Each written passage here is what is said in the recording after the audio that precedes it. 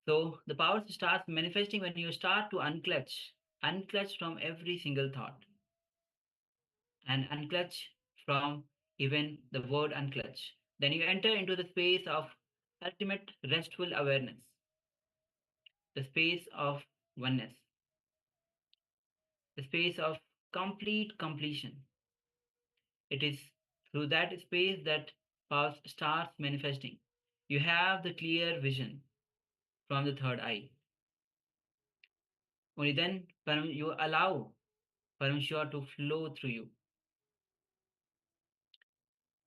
So take a moment to share what was revealed to you, what Swamiji shows to you. And the moment we start chanting Mahavakya, it is the cosmic code that Swamiji has given to us to connect with him deeply, with intense, deep connection with Bhagwan. We manifest this power. So we already have some sharings. If somebody can translate for Ma Shu Weeping. Ma Rosie says a wood bridge. Okay, thank you, Ma. Thank you for sharing. Yes, requesting all participants, please share what was revealed to you in your third eye for this second round of the power manifestation, the power of third eye vision. Yes, requesting all the participants, those who have those cameras are switched off, please switch on your cameras. Yes, Ma Agamapriya translated for Makshu Waping. White light, water, the shape of a bridge. Yes, thank you very much to both. Yes. Ma Sri Lang, Ma Shanta Yogami, if you have taken part, please share. Ma Ananda Agurupini, Ma Chakraj Sarupini. Okay, we have sharing from Ma Sri Lang. She says hills, grass, and stones. Great. Thank you, Ma. Thank you for sharing. Ma, we, win, me. If you have taken part, please do share. Yes, we have Ma Ananda Agora Rupini that shares brown, white, green, light yellow, blue, light blue, people, animals, sunset, red, boats, rivers, and fishing nets. Yes, thank you very much for sharing, Ma. Yes. And all the participants on YouTube, you can also start sharing what was revealed to you through your third eye. In a few moments, we'll be actually projecting the image that we showed before.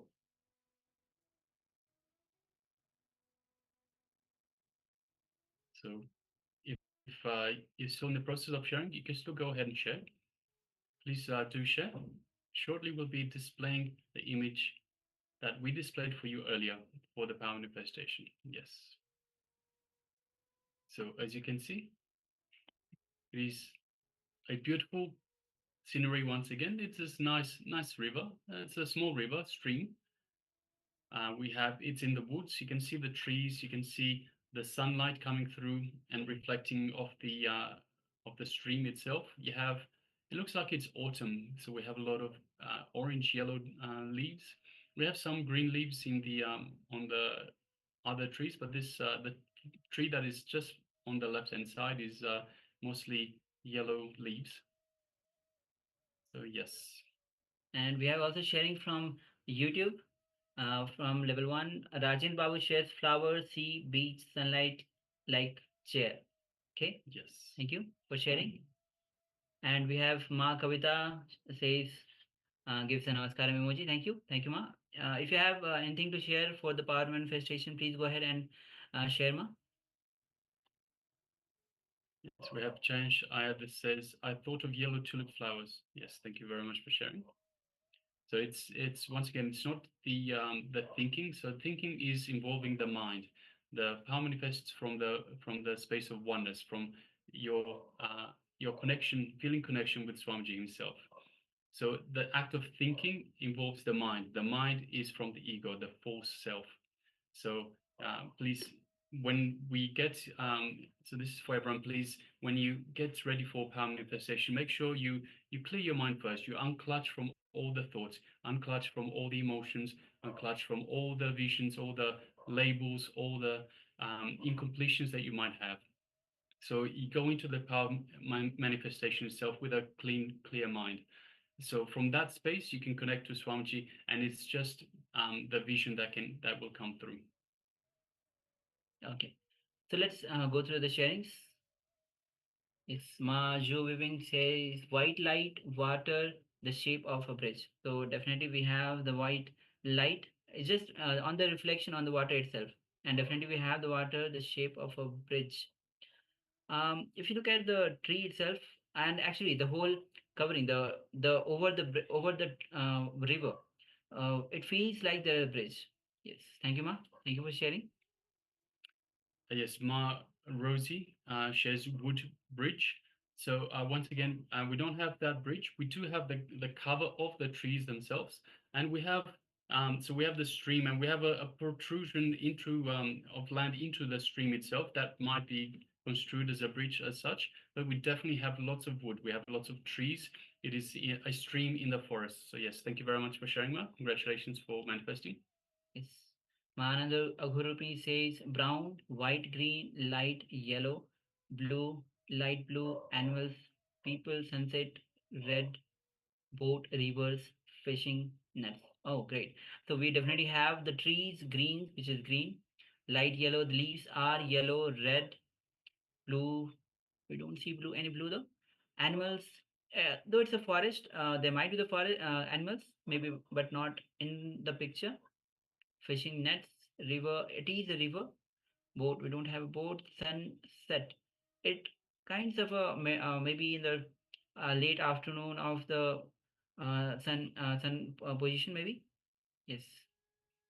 Okay, thank you, Ma. Thank you for sharing. Yes, just scrolling further down.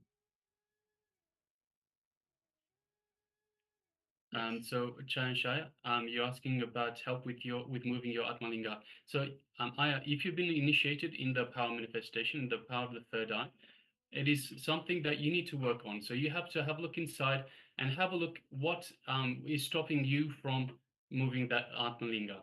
So there will be some incompletion that you have inside. Once you identify the incompletion that you have inside, you can complete with that incompletion, and you'll be able to move. So Yes. have a look inside. This is something that you need to do. Yes, and also as you have lived so much of years in the society, that the third eye is calcified. It's polluted with the calcification. So first thing that we need to do is decalcifying, detoxifying the whole third eye through various means. If you attend the whole Paramashivoham program, go through the whole detoxification process, attend the yoga intensely, do all the completion process, do all the internalization process, receive the powerful cognitions, do the power manifestation, detox, decalcify your third eye. Because Swami says that I have already initiated. What you need to do is decalcify the third eye, because so much of toxins that we have gathered from the society. So go on again and again and again, detoxify, decalcify the third eye. It's important to understand there is no shortcut, Aya. There is no shortcut. You need to do the work. So you need to do work. You've been initiated into the third eye powers. You need to do the work. Yes. And And also, you're asking why are people getting different answers? So everyone has their own connection. Everyone is an individual. Everyone is unique. So we don't have copy and paste here. We don't have Mr. India, Miss India, copy and paste. Everyone is unique. Everyone has their own experience, their own expression, and everyone has their own connection to Paramashiva. The way the power manifests through them is also unique. So everyone will see and interpret whatever is being shown in different ways. yes, now it says very beautifully that everybody is not equal. Everybody is unique. So it is when you manifest the power, you actually your connection with Swamiji. It is how deeply you connect to Swamiji, and that way you will be able to manifest the power. So again and again, chant Mahavakya, connect deeply with Swamiji. So, Jayansh, I suggest so you've come to last season 2 days as well. Come from the very start of the season and stay for every single day. If you don't come to every single day, especially the first few days, this is where you start building on all the information. You start building on all the power manifestation, how to do things. You need to start and get a good grounding from the very first day. So you need to understand what we are doing, why we're doing. So, for example, detox, as we was just mentioned, why we're doing detox, why we're doing yoga, why how we running this program for you, and you have to do every bit of the program sincerely, and this is how you get benefits. Just coming now and then, as you've done. So right now you've come. I haven't seen you for this program from the start of this program. I've seen you a couple of times from the previous program. You need to come to every single program, every single bit of the program to get the full benefit. So, and especially the very start, to get the grounding, to get the base understanding for you to get the full benefit. And Swami says very first day in the Paramashivoham that give your full effort. Whatever effort you have, give full effort throughout this Paramashivoham program. Okay, and we also have one more sharing from Ma Sweeling. She says hills, grass, and stones. So we definitely have grass, Ma, and there might be hills because it's a forest, so there might be hills, and definitely because it's a forest, so we'll have the stones. Thank you all of you for sharing. So now this is the time that we move on to the next session, which is going to be on the types of karma. Science says again, there are three types of karma: the Sanchita karma, Prarabdha karma, and Agami karma. Sanchita karma is the full accumulation. It's like the bank, full bank where all karmas from the many lifetimes, all the past lifetimes are there. That is the Sanchita karma. Prarabdha karma means from that Sanchita karma we take few karmas and we come back and to live fulfill these karmas. That is Prarabdha karma. Agyama karma is the one which we actually get when we are in the body. We collect the desires, collect the karmas from by looking around by from others. That is Agami karma. So Swamiji will be getting more into depth of it. Yes, so now requesting all participants, let us once again come to the space of listening. Sit with the head, neck, and spine in a straight line.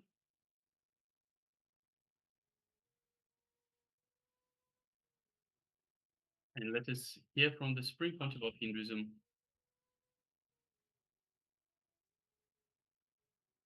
on the three types of karma.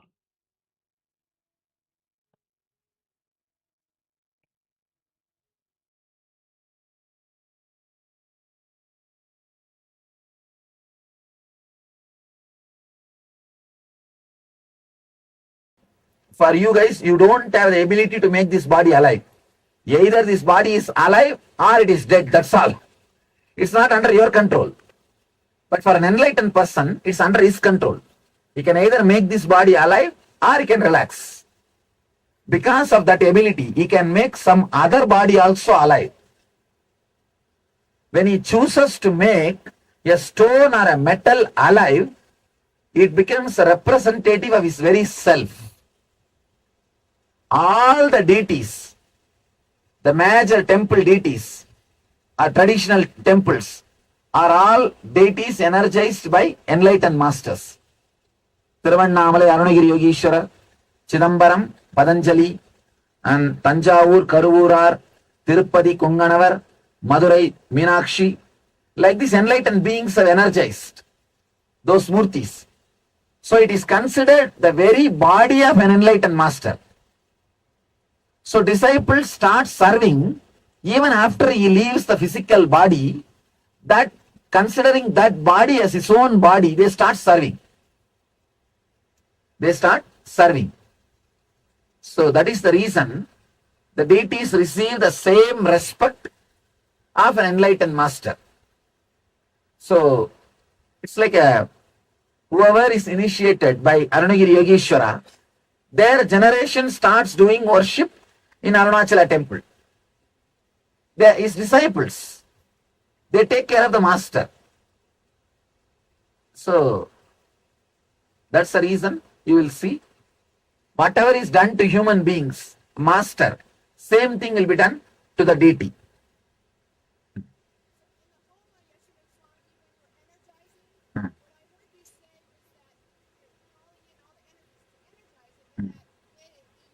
Can you give a mic for her?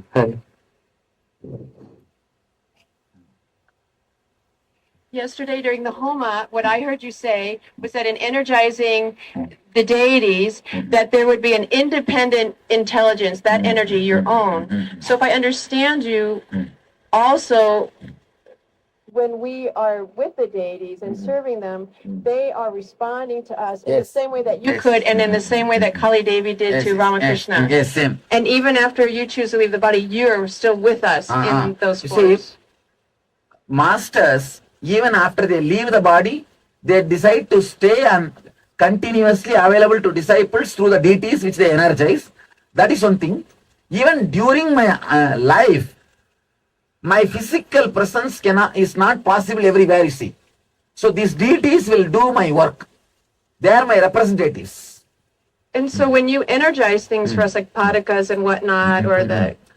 Padakas are more a energy center, but they will not be like an independent intelligence. But the deities will be independent intelligence. The deity takes a lot of, it's a big process. Energizing a deity is more like a giving birth. Padakas is more like a blessing. It will be energy center, like whatever information you give, it will reach me. That's all. But the deities directly will respond. It will just answer. It's much more stronger center than Padakas. Sorry, huh? I didn't understand. But thank you for bringing them all to North America. Yes. Now you got 117. 117 have already landed in Los Angeles. And just before coming to Delhi, just before coming to Himalayas, I went to Jaipur and picked up some 70 more. 70 more marble, they are also coming. So let you guys have fun. Huh? Each temple will have something like a 20 to 25 murtis. All our 15 USA temple. In USA alone, we are having 15 temple. Oh, just now we increased one more, 16. In Ireland also we are building. In Texas, Florida, Orlando, Disney World. We are trying to create a spiritual Disney World.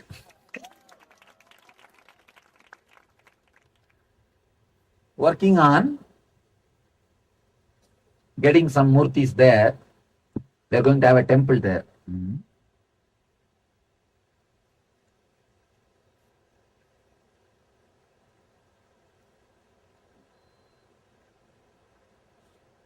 If you see our puja, our ashram routine, you will see morning they will play the song to wake him up.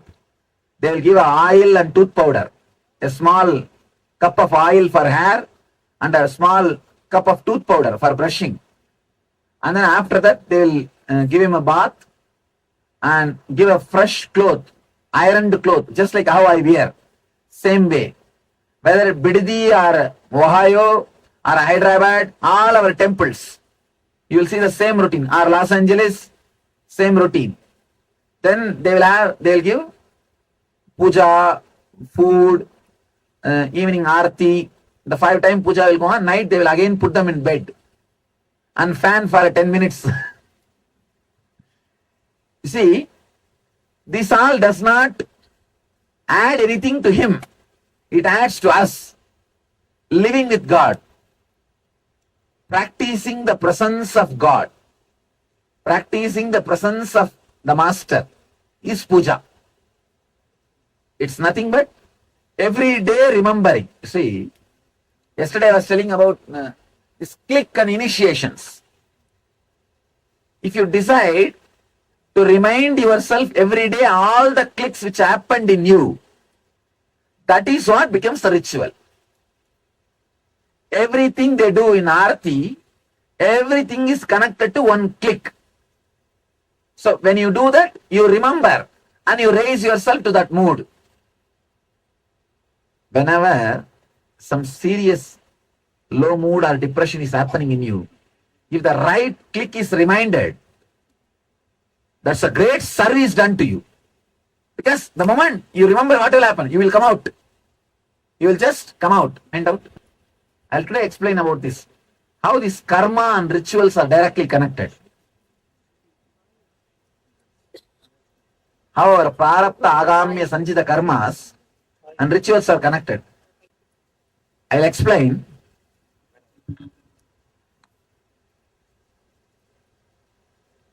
Then we can go and see. I told them today prepare for Aarti. Today morning somebody asked to explain about Aarti and all. I did not see those questions. Means attention need question only. Not truth seeking question. Attention seeking question. I hate these fellows who come and talk to me for attention need. If they talk to me to know the truth, I will always answer. But I can very clearly make out in body language whether this fellow is around me for seeking the real truth or seeking the attention. If they are attention seekers, I'll say, just go out. Put it in writing and I'll answer.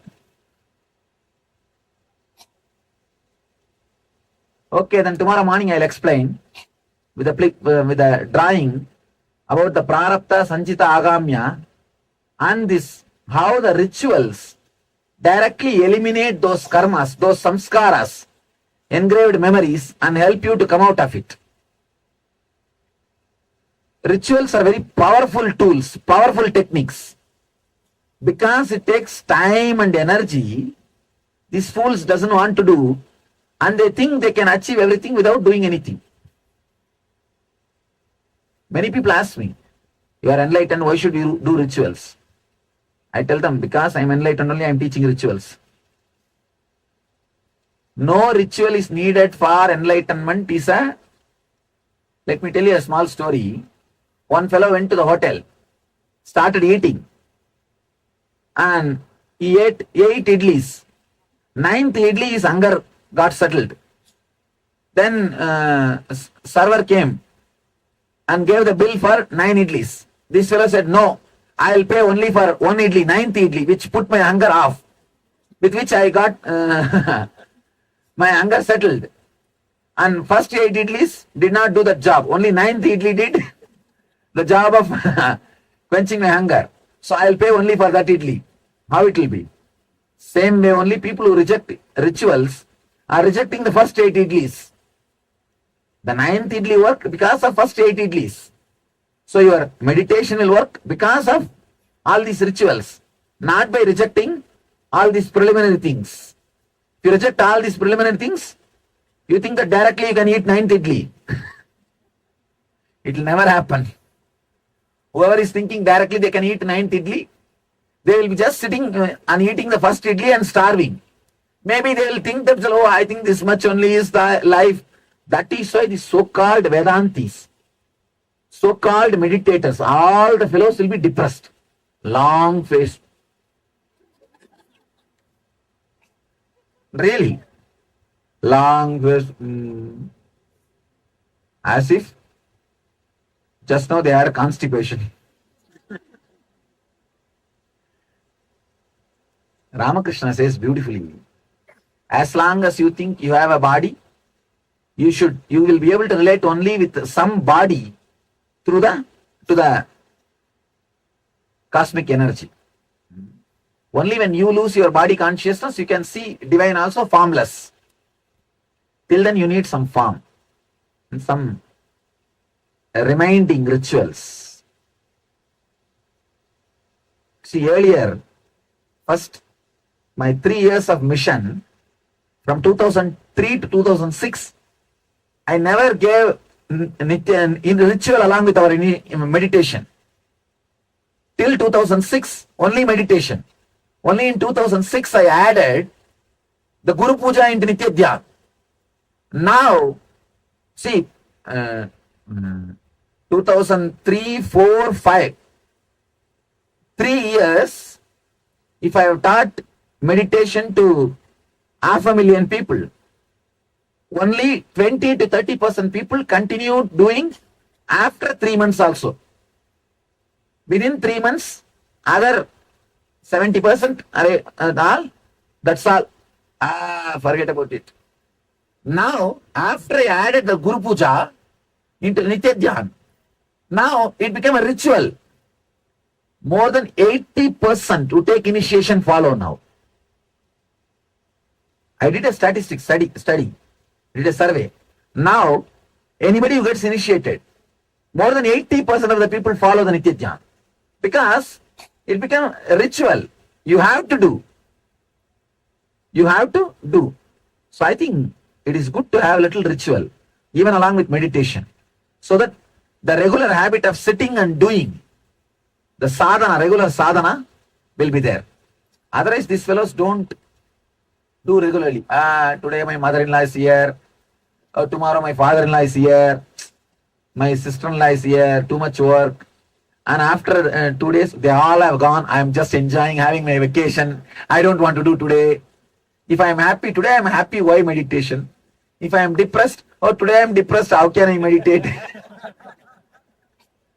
These guys find some logic. But if it is ritual, you can't find any logic. It has to be done.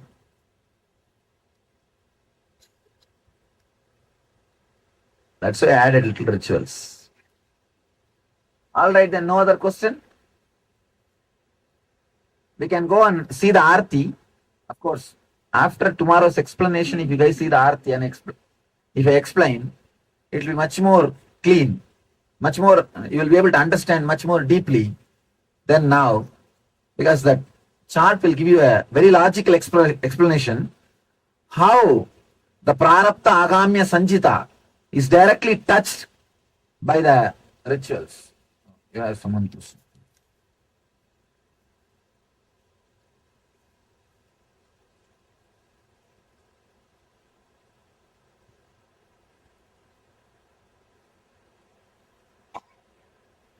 சுவாமி, இன்று நான் யமுனோத்திரிக்கு கால்நடையாக நடக்க முடியாத காரணத்தால் பல்லக்கில் சென்றேன்.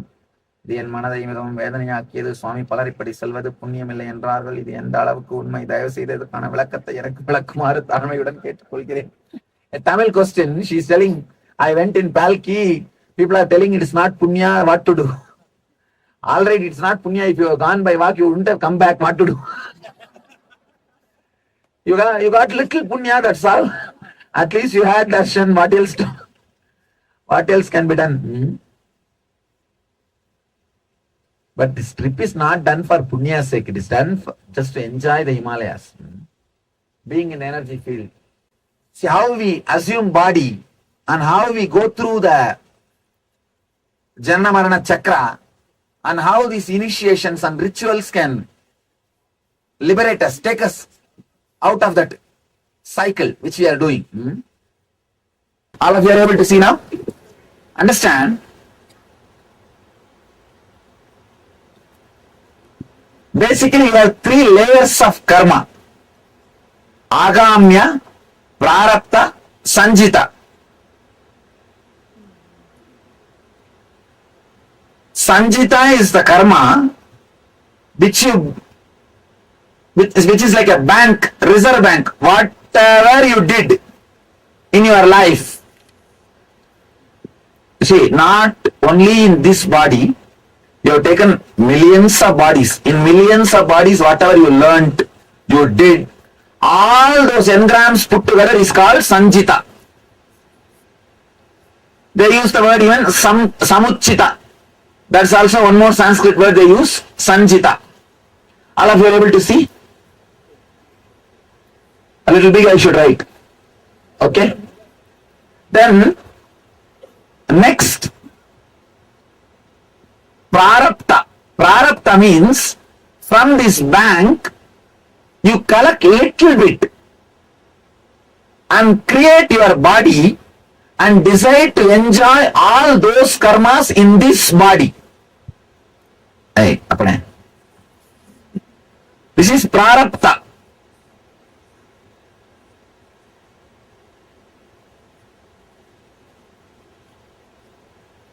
Understand? This is bank. Like all your past collection. That's huge account. You don't know when that will disappear or anything.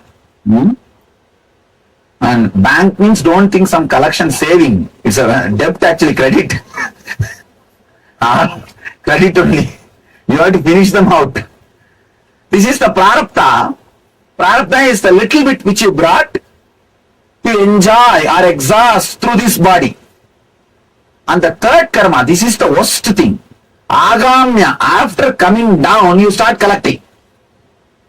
That is the worst thing. Agamya.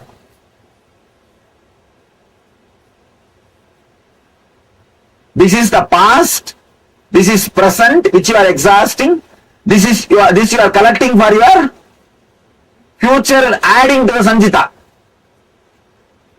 Now, any fellow who lands on the planet Earth to exhaust, for example, here you have 1,000 karma.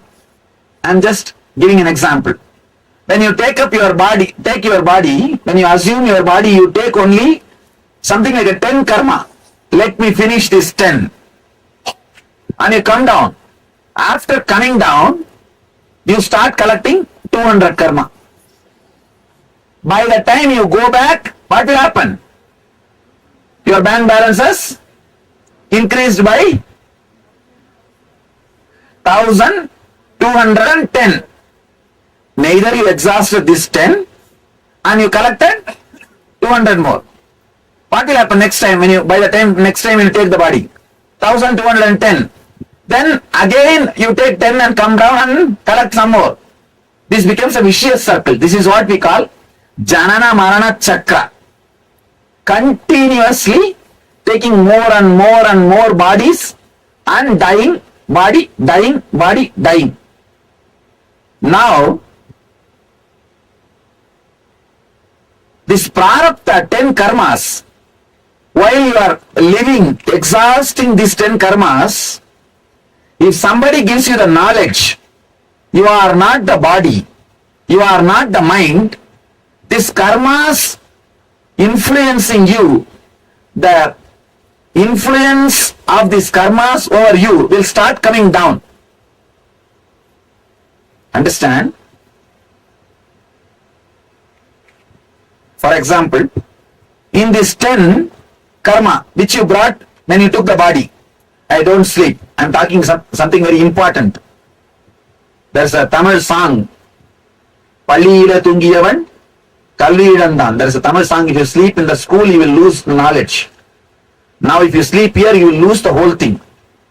I am giving you I can say these are all the business secrets, or how the world runs, how the cosmos works. These are all those secrets. So listen properly, and someday it will enrich your life. Don't miss it. And very rare you will get somebody who will explain such a logical way where you can relate with the whole thing. So don't miss.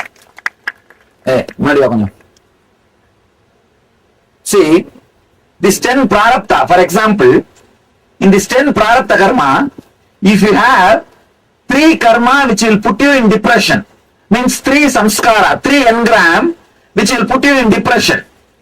3 engram, depression engram, we can say D, depression engram. Whenever the 3 engrams put you in depression, if you learned how to come out, this 3 will start losing its power over you. It means what? In that 10, 3 has become less. 3 has become less. Whenever you reduce the influence of prarabdha on you, you are accumulating new karma. Agamya will come down. How you know? These 3 karmas have got, these 3 some engrams have got power over you to put you in depression. See, these 3 engram, if they have the power to put you in depression, if you continue, if you obey those engrams and fall in depression, these 3 will not be just 3, they will become 10. That 7 only is called agamya. You understand? So whenever you cooperate with prarabdha, you collect agamya. Whenever the prarabdha loses its influence over you, you stop collecting agamya.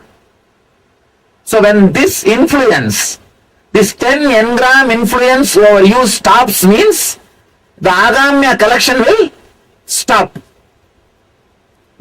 Bringing you back to the joy, or the pure inner space, the unwavering, undisturbed inner space not only reduces prarabdha's influence over you, stops the number of engrams getting collected as agamya. Is there any doubt? If you have any doubt, put it as a question. I'll answer. Today we will just grind this idea, this one idea. This one idea will churn in your head or drill in your head.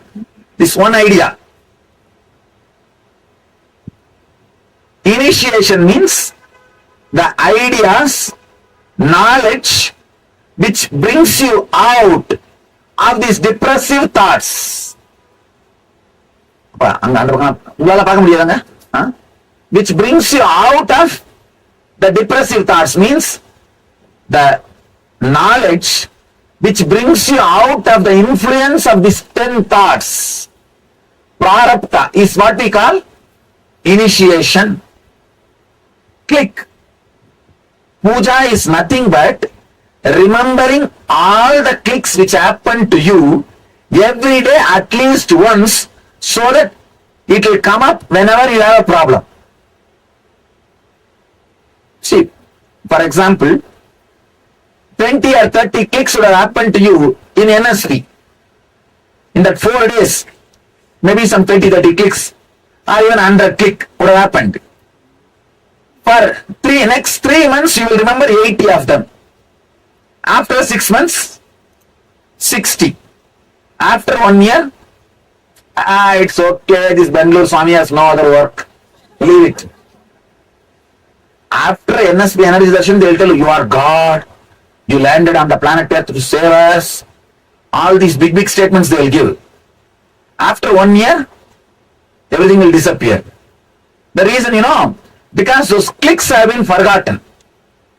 The teachings which is given, see, when a master teaches, it is not even a teaching, it is a powerful experience.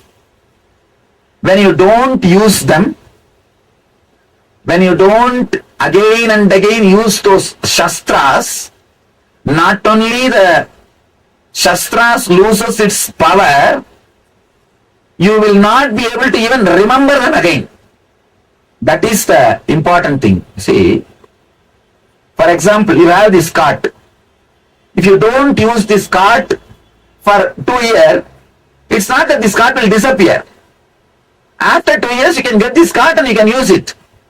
But the knowledge given to you, the initiations given to you, if you don't use them for 2 years, don't think it will be sitting in your bedroom. No, it will disappear. So how to every day remind all the click happened? Every day sitting and reminding all the clicks which happened in us is puja. Because in puja, just the Manasa Puja mantra, how many of you know that Manasa Puja mantra? Just the Manasa Puja mantra will remind you all the clicks. All the clicks, because item explain all the Manasa Puja mantra, Kritbadmamasanam Dadyat, my heart is the seat for you, means it has to be clean. Otherwise you think I will come and sit? No. Sahasrar Achyutamrutaihi Bhadyam Saranayor Dadyat means Sahasrar Amrita means what? Out of gratitude, when you overflow, you will have a deep sweet taste in your tongue, in your throat. How many of you have felt? In Energy Darshan you can feel that.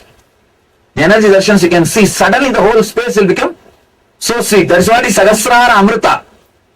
The Amrita comes down from a Sahasrara when you are feeling fulfilled, so joyful, your whole throat will be filled with a Sahasrara Amrita.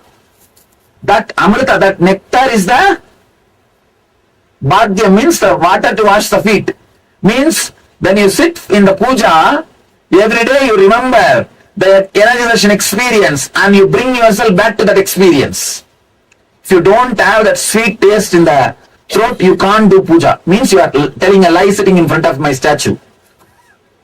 If you only have a real that feeling again, then only then you are authorized to use the word Sahasra Rachyutamrutaihi Bhadyam Saranayor Dadyat Manastu Argyam Nivedayet. Means the end of the NSP, you throw all the samskaras into the fire. That's what is your manas, mind. You throw everything. Now you are remembering, yes, how I throw everything there. Now I am throwing everything at your feet. Manastu argyam nivedayet. Argyam means offering. I am offering. Tena amritena achamaniyam. With that same ecstatic nectar, I do the abhisheka for you. Means now you have to come back to that energization experience, that joy, that ecstasy. You have to come back. So this every step of this mantra reminds you and brings you back to that click, that initiation experience which happened in you. Every day, whether you want or not, you remember the initiation experience, the click which happened with the master. So ritual brings you back to the pure consciousness. So this 10 engrams loses its power over you. When this 10 loses its power over you, this 200 collection stops. When the collection stops and when the 10 loses its power over you, naturally the person who brings you back to the superconscious again and again, master, he appears when you leave the body and burns this sanjita. He appears and burns this sanjita. Understand? You can't do anything directly with sanjita. For sanjita, only Guru Kripa can do. Only Master's grace can do. For example, if your child sits and tries very hard to build a small home, what will you do? You'll say, all right, don't bother, I myself will build and give you. When a disciple sincerely works to remove the prarabdha and agamya, the Guru's grace happens. You see, Guru's grace is not just dependent on me. Understand? Anybody who does sincerely sadhana or meditation, in spite of me, the grace has to land on you. It is not even dependent on me. Let you be very clear. It is just dependent on your receptivity, not on me. I am like a ocean, constantly available. Whoever comes with whatever size vessel you carry. If you come with a small coconut shell, you will carry that much like your head. Or if you come with a little bigger vessel, you will carry in that. If you come with a little big container, you will carry in that. If you are intelligent, you will build a canal. You will build a canal. That's all is the whole thing. Okay. Initiation. Puja means reminding every day yourself all the initiation, great experiences happened with the master and bringing you back to that same high consciousness, same high spirit. Means now you are ready for next 24 hours drama, circus. Next 24 hours now you have energy. You have energy. That is the reason for puja. Altitude raises, two things will happen. If you are a joyful guy, your joy will increase. If you are continuously irritable or continuously irritated, the irritational behavior will rise. That's why I take care. And one more thing, if you are feeling irritated, don't express, because that will become a strong engram. After going down, you will be shouting already and you will be biting everybody. Your family people will tell what kind of Himalaya trip this guy went, and this Swami, what he is teaching, they will blame me. That's a big problem. His family fellows, if they see the husband or wife very happy after coming to me, for that also they will have a problem. They will have so much of jealousy. This fellow is so happy, independent of me. If you are happy, independent of him or her, that is a big crime. That also will be a problem. If you are not happy, irritated, angry, then again they will blame me. What kind of meditation is teaching you? Nothing is happening, you are only shouting again. So both the case, I will be, what to do, alright. At least you don't get irritated, don't create samskaras. So you will have more peace and bliss. Okay, let's gather for. Yes, Nitin, all of you. So, Swamiji, just clearly describe the three types of karma: Sanchita karma, Prarabdha karma, and Agami karma. Yes. And just now, at the last moment, when Swamiji was revealing, he was telling about we can't do much about the Sanchita karma. It is only the grace of Guru who can burn all the Sanchita karma. We can work, we can do our sadhana, our practices, and be receptive. When when we are ready to receive, the Guru lands and burns away all the karmas. So, just before that, Swamiji very clearly described about what is Sanchita karma, what is Prarabdha karma, and what is Agami karma. In short, Swamiji says, Sanchita karma is a whole go down. It's like the whole karma from many lifetimes, all lifetimes. And actually, the whole, not only one life, not your lifetime, but the whole Sanchita itself. Prarabdha karma is when you take little bit of that sanchita and come down to exhaust it. Agamya karma, when you come down and you gather more karmas. So now we'll be entering into a internalization exercise. Yes. So the internalization exercise on the types of karma. Karma guides you to live a blissful life. So let us cognize. Are you celebrating your life as it is now? Completion is celebrating your life happening as it is now from the context of why you aspired for it and why your aspirations getting further matured. Yes.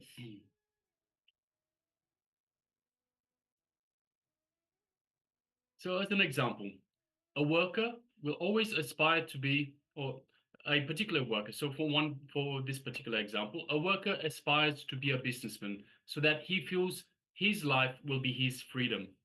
He can work whenever he wants and he can relax whenever he wants. So with that context, he aspires to be a businessman. But the moment he sits as a businessman, so he attains this goal, he aspires to be a businessman, he attains this. The moment he becomes a businessman, he forgets the context why he wanted to be a businessman in the first place. And his greed makes him forget he can take off holidays whenever he wants, he can have the freedom that he wants. So remembering the context why you wanted what you are having now leads to completion. So in every situation, whenever you perceive life is denying you what you want, don't give up. Wait and look in. What is being denied? Look into your perception and it will become reality. So cognize, are you celebrating your life as it is right now? So recollect what was the context from which you aspired for what you are having right now, whether it's good or bad. What was the context from which you aspired to become, to have what you have right now? So requesting participants, let us grab a pen and paper and start penning this down. Have a deep contemplation and have a think about this, and let us write this down. We'll be displaying the slide for you shortly.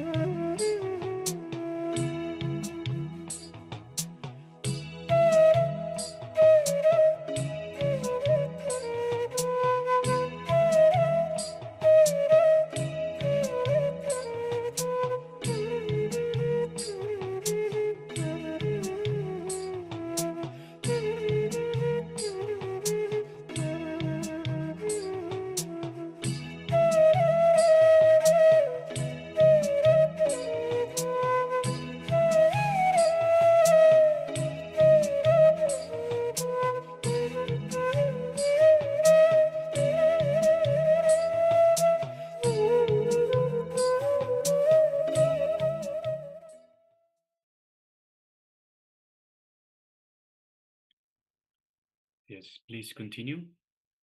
Cognize, are you celebrating your life happening as it is now? Recollect what was the context from which you aspired to what you are having, to what you are, whether it's good or bad. So, once again, recollect what was the context from which you aspired for what you are having right now, and cognize, are you celebrating your life as it is happening now? Please continue.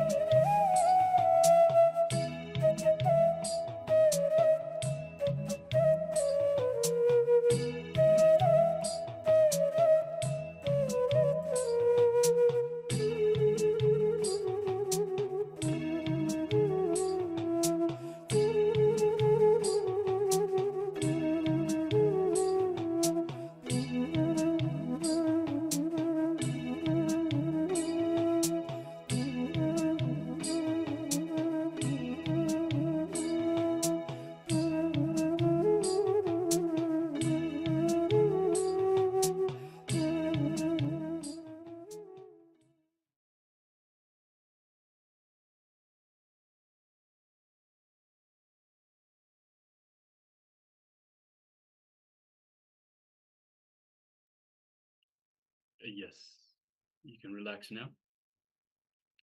So this is a simple exercise to have a look and understand that you are by nature acquiring agamiya karma. So once again, we aspire to become something, we aspire to be something. But once we get there, we forget why we've come this far in the first place.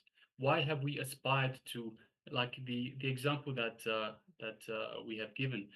A worker aspires to be a businessman so he can have more free time, so he can have his own freedom. He can decide when he can work, when he cannot, so he can have peace and quiet whenever he wants. But when he gets to that position of becoming a businessman, he forgets all about why he got there in the first place. He starts getting influenced by greed and fear of perhaps not having enough money, fear of greed of wanting to gather more and more. So this agamiya karma, you're having a look at others and saying, hey, look what he's got. I want that as well. So I've got to here, but now I want to be here, and I want to be here.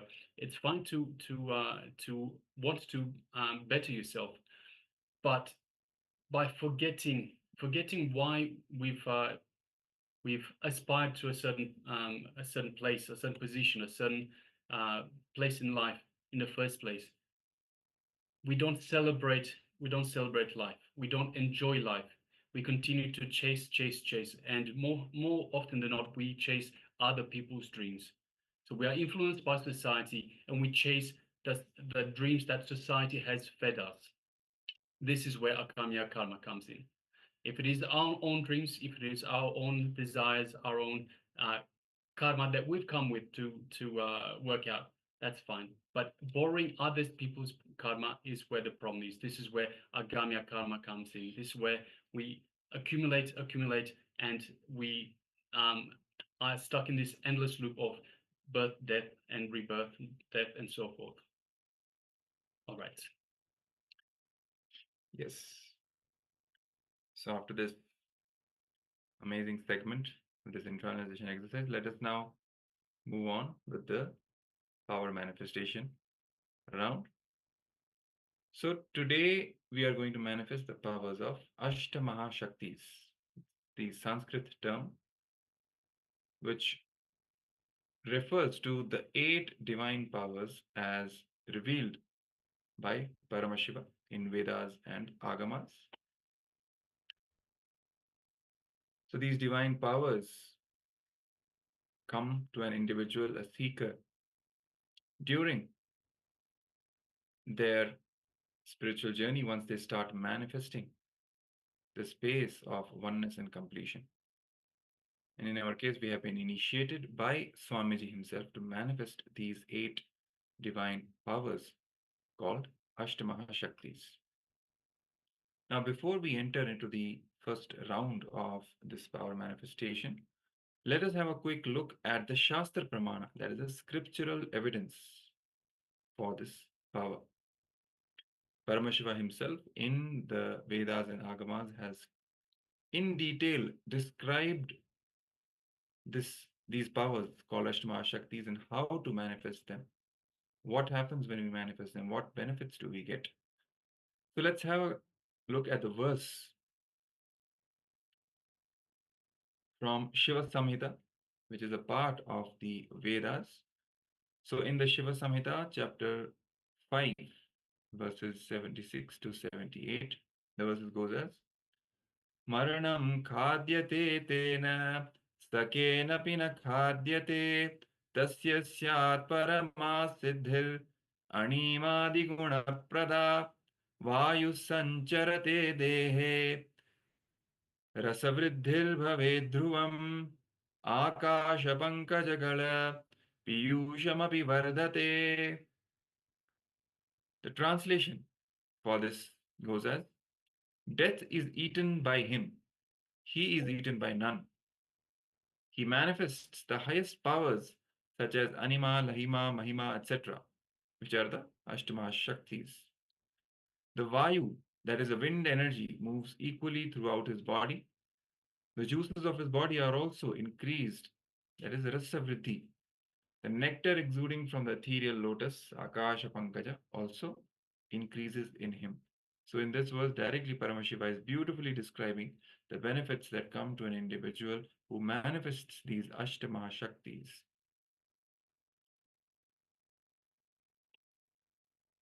So, let us now enter into the first round of this power. That is the power of Ashta Mahashaktis.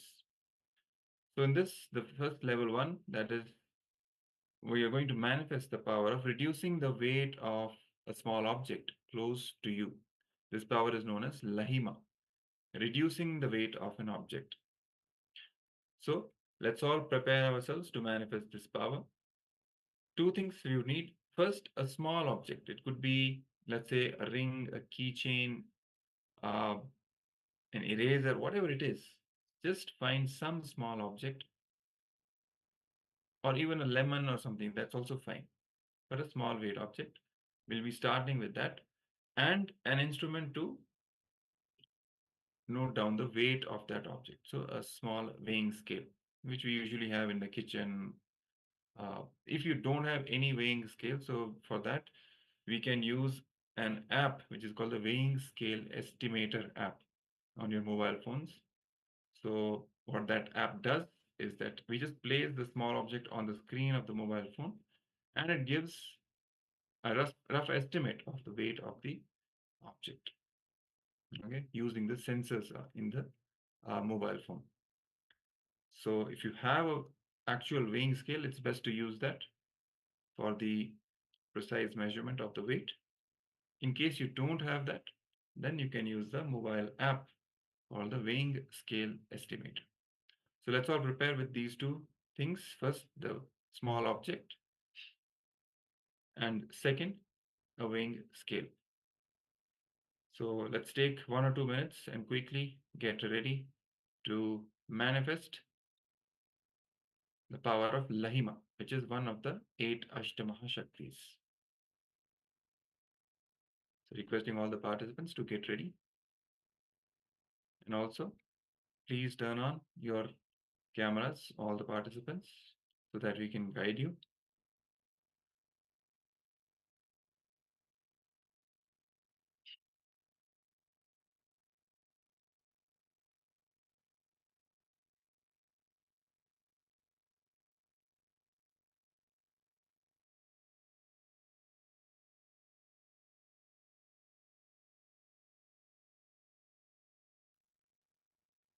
Yes, also low key. We are seeing a completely dark screen.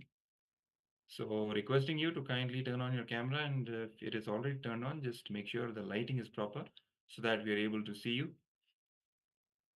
And Ma Anand Lakshmi, please be seated in front of the camera. Ma Anand Agora Rupini, I think she is resting. So all the participants who are not there in front of the camera, please come back, be seated.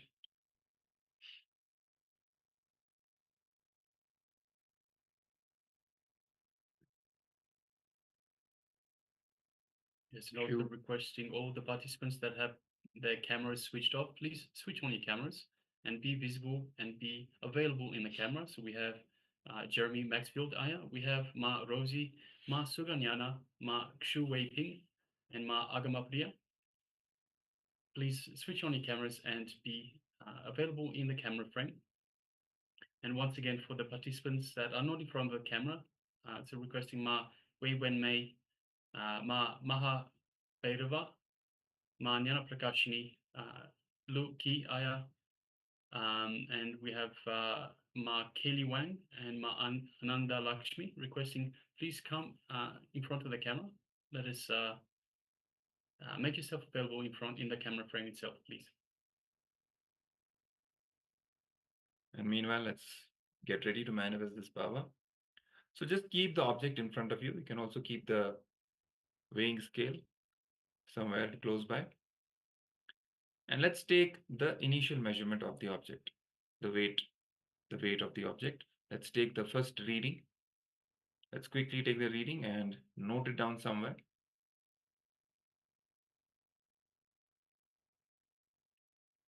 You can include the decimal places because sometimes the change can be in the decimals. So it's best to be as precise as possible.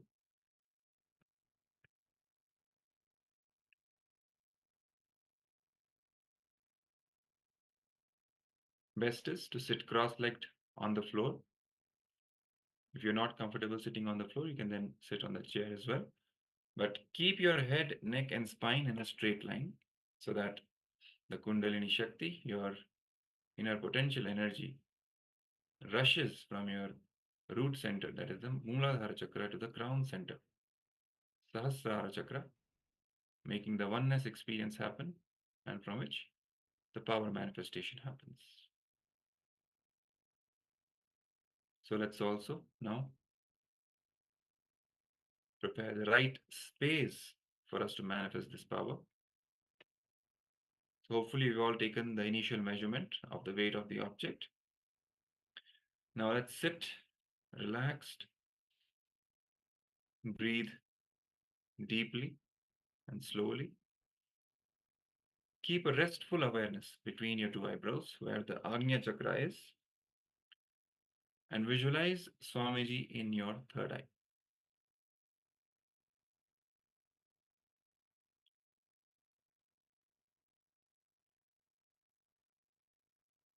And sit absolutely unclutched, carrying the space of deep devotion and surrender. A complete receptive space, requesting Swamiji to manifest through us. You can feel Swamiji in your Anandagandha, which is a space between your heart center and your navel center.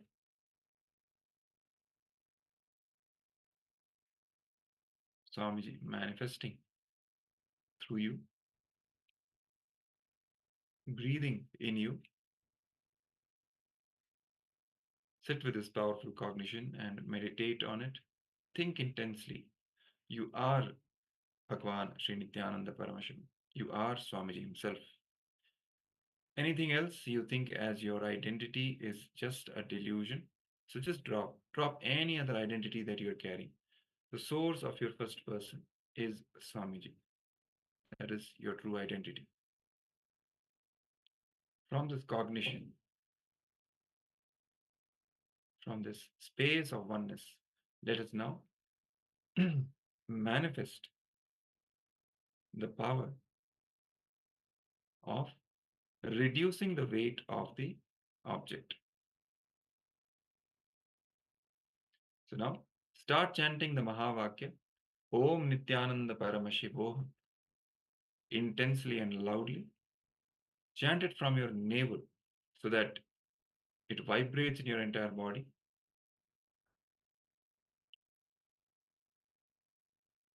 Connect with Swamiji, invoke the space of oneness, and from that space of oneness, give a command, a ferocious, conscious declaration for the weight of the object to decrease. You can even look at the object during this power manifestation round through your third eye. Through your third eye, look at the object. Visualize that object as an extension of you, as an extension of your body. And with your strong will, sankalpa, give the command to that object to reduce the weight.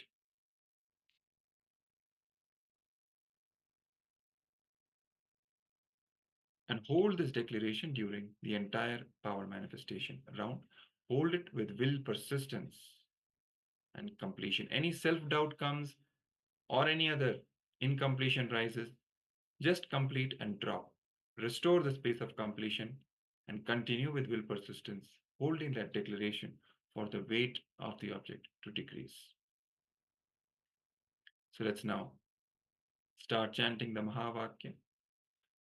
Om Nityananda Paramashivoham.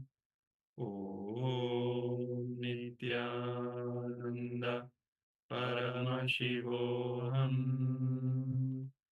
Om Nityananda Paramashivoham.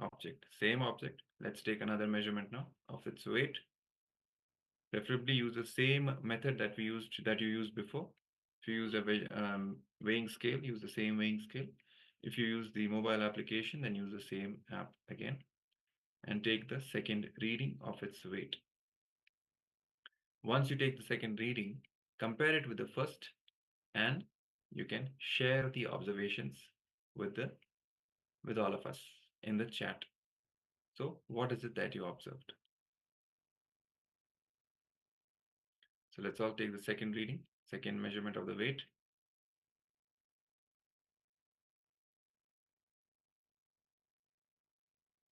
This power is about reducing the weight of the object. So let's now see how the power manifestation went. So requesting all the participants to check, measure the weight, and share it with all of us.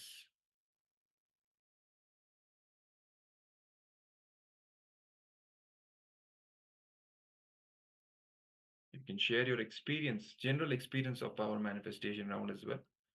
How you felt, if any sensations or any other, what kind of inner space you were experiencing, any other experience also you can share along with the observation about the reduction in the weight.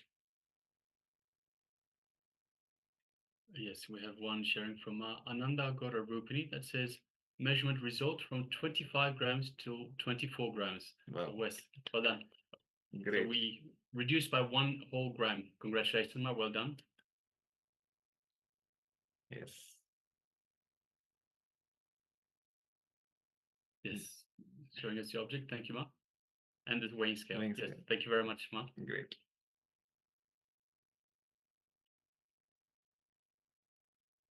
So every time we're manifesting powers, so it's an occasion for us to celebrate Swamiji manifesting through us. So should express deep gratitude towards Swamiji for manifesting us, giving us this gift of power manifestation science. And also, Ananda Gora Rupini, you are manifesting quite a few of the powers. Requesting you please take a recording of the power itself. So show us for example, for this particular occasion, show us the weighing at the start, then the power manifestation, then the weighing at the end as well. So you have a record, and you can also share with others. You can share and enrich others to show them what is possible for them as well. What is possible for you and what is possible for them.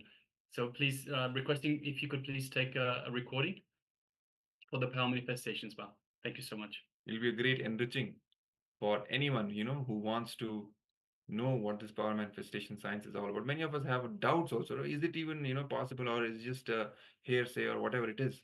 But when you actually show that, yes, see, wow, I'm actually manifesting. So they also get confidence and they feel like tasting, having a glimpse of the same.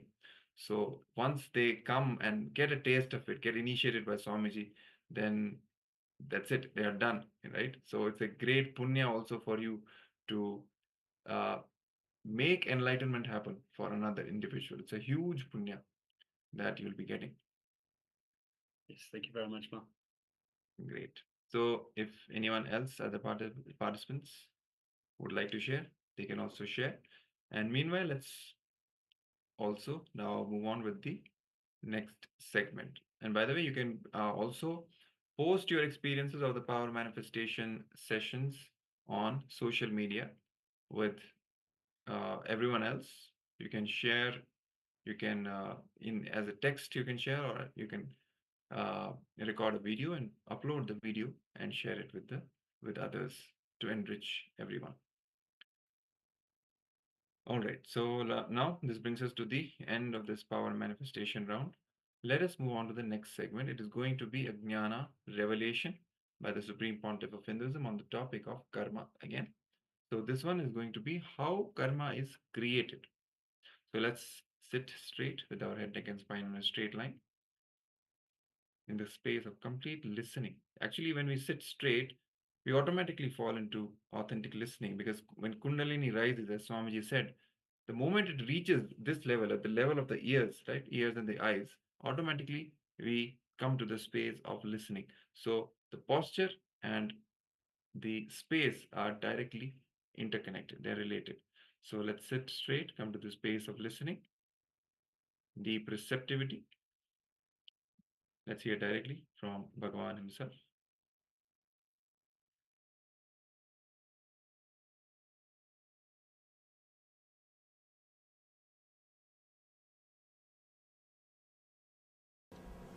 Krishna clearly explains. Here he starts the whole teaching. He explains clearly how we are caught in three different mental setups. How we work through three different engraved memories. One is sattva, another one is rajas, third one is tamas. But here the translation says goodness is the word for sattva, passion is the word for rajas, ignorance is the word for tamas. No. Exactly, they are not equivalent words. Let me explain the concept. Understand, there is no equivalent word for it. We can't give any equivalent word. Sattva means the engrams which leads you to bliss. The engraved memories which leads you to joy. The memories which leads you to ecstasy. Rajas means the memories which leads you to restlessness. The engraved memories which leads you to sort of excitement, which leads you to work intensely and which makes you active. Third, tamas. Tamas means the engraved memories which leads you to depression, which leads you to laziness, which leads you to dullness. Engraved memories which leads to ecstasy and bliss is sattva. Engraved memories which leads you to restlessness, anger, emotional imbalance is rajas. Engraved memories which leads you to depression, dullness, low mood is tamas. Small example. You are sitting in a car and going. Somebody is driving. Slowly you are lost in thinking. After half an hour, when you are lost in thinking, suddenly you remember some person or some place who disturbs your mind. By remembering him or that place or that incident, you feel disturbed. The moment your mind feels a little disturbed, you come back to awareness. Sometimes you see, I should not think about him. Let me think of something else. Sometimes you will even speak these words out. You will even do action, small action. The person who is driving will turn and see you. What happened? What are you doing? When you are lost in thinking,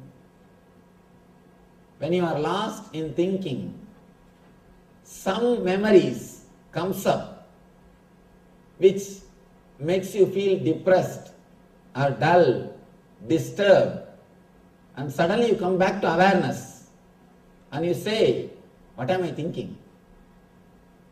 And sometimes you even loudly say this, I should not think this.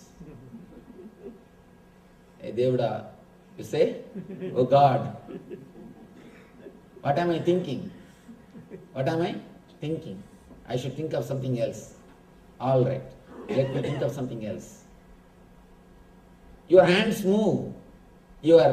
Suddenly you express some words which is not directly related to the outer incident. And the person who is driving asks what you are thinking, what you have remembered. Suddenly you are mumbling some words. Suddenly you are talking something. So be very clear. The engram which automatically comes up, the engraved memory, which automatically comes up. In Sanskrit we have a beautiful word, samskara, which automatically comes up and which leads you to depression or negative mood. This is called tamas. Sometime, suddenly some thought comes up in your mind. You think, I will not leave that fellow. I'll see that he learns a lesson. I will not leave him. You are sitting and thinking of something. Suddenly your hand moves. I will not leave that fellow. I'll take him to task. I'll see that he learns a lesson. These engrams which makes you to do these things, which makes you active, anger, violent, these engrams are called rajas. And very rarely you get sattvic engrams. Because of that, I can't give any example. Sattvic engram is an engram which you don't get usually. You can think this way. Sattvic engram is a thing which we usually don't get. Usually, we are caught between rajas and tamas. Sattvic engram is engram which suddenly gives you the memory of a deep bliss or joy which you experienced. For example, if you are here every day, the moment it becomes 4:30, this engram comes up. Oh, yesterday it was such a wonderful discourse. So beautiful. Such a nice meditation. I think today also I should go. If you are pulled, if you are made to do something good, which leads to bliss, which leads to ecstasy, which leads to peace of mind, then it is called sattvic engram, sattva. It is called engraved memories of sattva. For example, you go to Himalayas. For a few days you experience such wonderful joy and peace. Suddenly when you see some pictures of some hill, mountain, or when you see some movies in the TV about mountain, this Himalayas memory, it comes up. It comes up and you start thinking, I think I should go and spend 1 or 2 more months in Himalayas. The engrams which leads you to peace, to bliss, to ecstasy is called sattvic engrams. These are the 3 different types of engraved memory, samskaras, which rules your whole life. Please understand, the knowledge about this engraved memory is a basic lesson. Anybody who wants to live, he should know this science. It's like a owner's manual for a person who has got mind.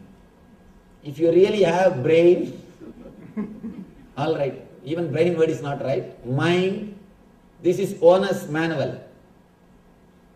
Without owner's manual, when you use a product, either you miss the whole thing, or you miss lot of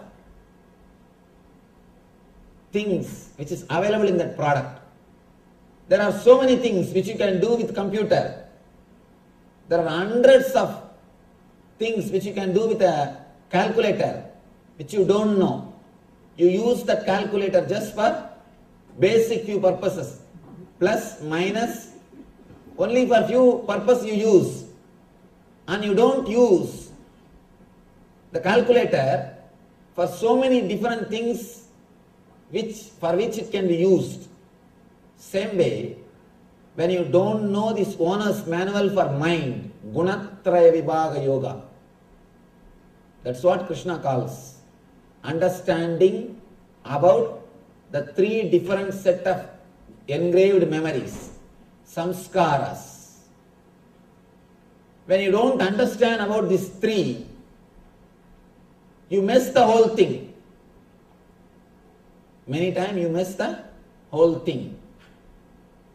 Or you miss so many different things which can be done with that product. So many different things which can be done with that product. You can do so much with your mind. You don't do. Either you miss or miss when you don't know, when you don't have the owner's manual. Here this is owner's manual for mind. We may ask, why should we know about these samskaras? Really, what is the use? What way are they going to help us? First thing, samskaras are not dead memories. Again, we don't have an equivalent word for samskara in English. If you have to enjoy Shakespeare, you have to go to the original language. His language, not even today's English. You have to go to his language. Same way, if you have to understand the great truths, you must know at least a little bit of Sanskrit. Samskara is not engraved memory.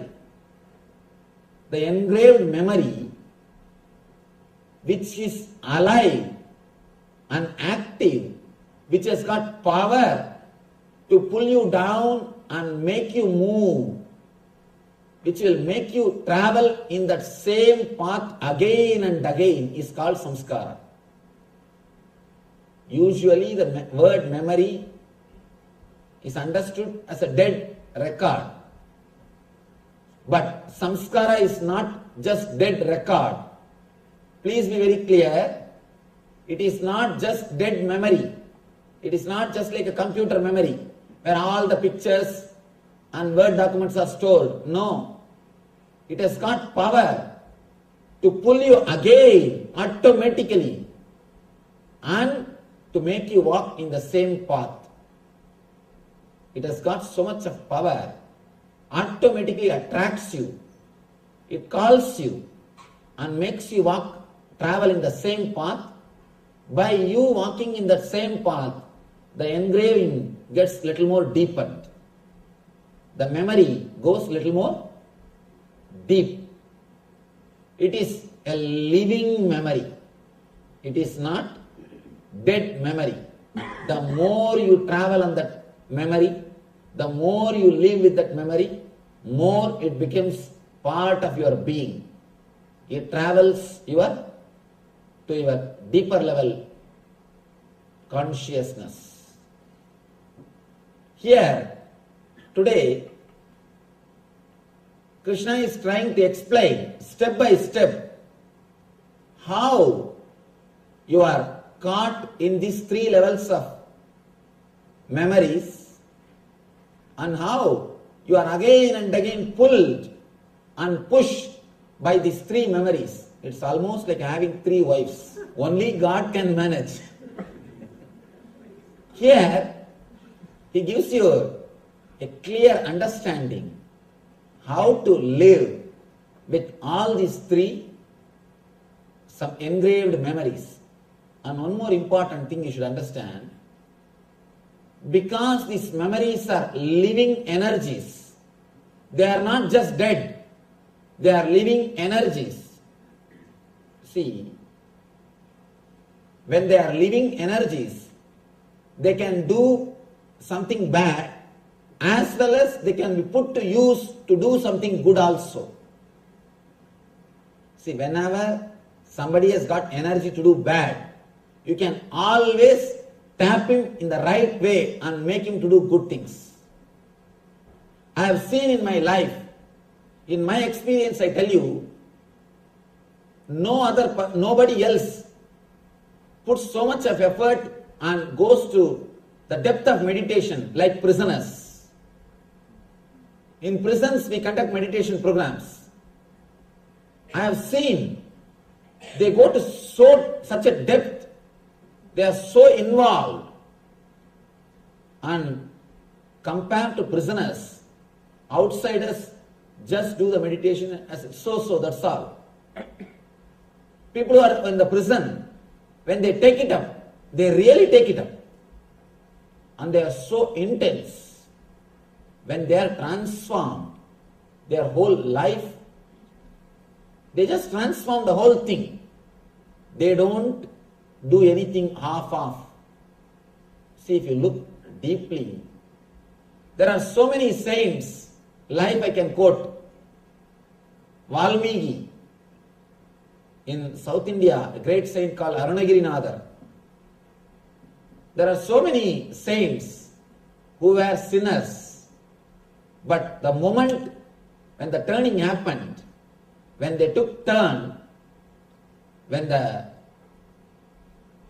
change happened, when the cognitive shift happened in their being, usually the cognition happens in your mind in one way. You receive the data, process it, and deliver the result. Once the cognitive shift happens, you receive the data, process it, and go inside.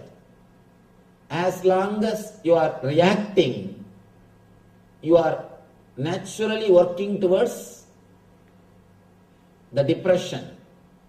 Once you start going in, you are moving towards bliss. See, the same incident, for example, death of somebody who is close to you, somebody who is near and dear, the person dies.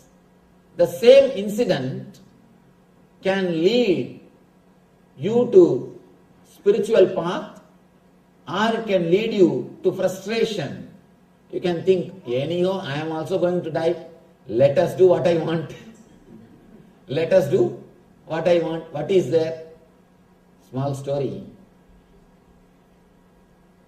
One guy was about to be hanged, about to be given death sentence.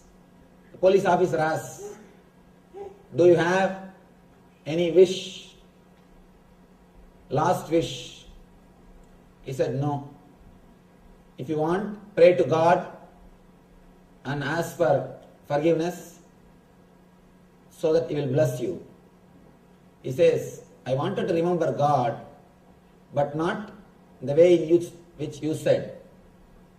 I feel if I would have known earlier I will be hanged, I would have done little more sins. Anyhow, when the result is known, result is hanging, I feel I have missed some sins. If at all I have to remember him, I will remember and ask him, why did you not tell me that I am going to have this punishment? Then I would have committed little more sins. Some people, when they see the death, when they understand the death is ultimate, they think, anyhow, death is ultimate. Let me decide and work towards divine, achieve God, realize Atman. One group. The other group, same incident, turns them. They think, anyhow we are going to die, let us live the way in which we wanted. One group of people, they take the path of meditation. The other group takes the path of the outer world. It is up to you which path you choose. Engrams are also living energy. You can choose. Through engrams, you can again and again suffer and torture yourself. Or you can make your whole life as a blissful experience. If you know the signs, how they happen in your being, how you can transform your being, you can take the help of these engraved memories to achieve the eternal consciousness, eternal bliss in your being. In your being. How these engrams, engraved memories, disturb your mind, and how you can transform your very being. He starts explaining. Tatra sattvam nirmalatvat prakasakamanāmayam sugha sangena batnādi jnana sangena chanaka. Before entering into this sloka, I will try to present a small diagram through which we can understand how the engrams can affect your decision and how to come out of it. A small diagram I will try to present so that you will be able to understand the engram, the engraved memory deeply, clearly. I already gave the basic understanding about this diagram, but let me repeat it so that you will be able to connect with this samskara. Please understand how we receive any information, data from the outer world, and how we process them and how we take decisions. We come to conclusions. First thing, you see something through the eye. And here I have taken the example of eye. You can replace it anything, ears, or nose, or taste, or the touch. Any one sense among these 5 jnanendriyas, any one sense can be replaced here. There are 5 jnanendriyas and 5 karmendriyas. Among the 5 jnanendriyas, any one sense can be placed here. I have taken here eye as an example. Through the eye you see a scene. I am taking the example of this very scene. Me. First, this whole scene, like a picture, it is taken by your eye and it goes to chakshu. Understand? You don't see with the eye, you see through the eye. There is an energy which is inside the eye which sees. There is an energy inside the ears which hears. Ears by themselves can't hear. That is why when you are sitting and reading some book, even if alarm clock goes, you will not be able to hear. If somebody presses the calling bell, you will not be able to hear. You will not be able to hear that sound. And if husband or wife walks in, you will not know if you are sitting and reading. Of course, if it is late night, all wives will know when the husband is coming. Sneaking inside the house. Small story.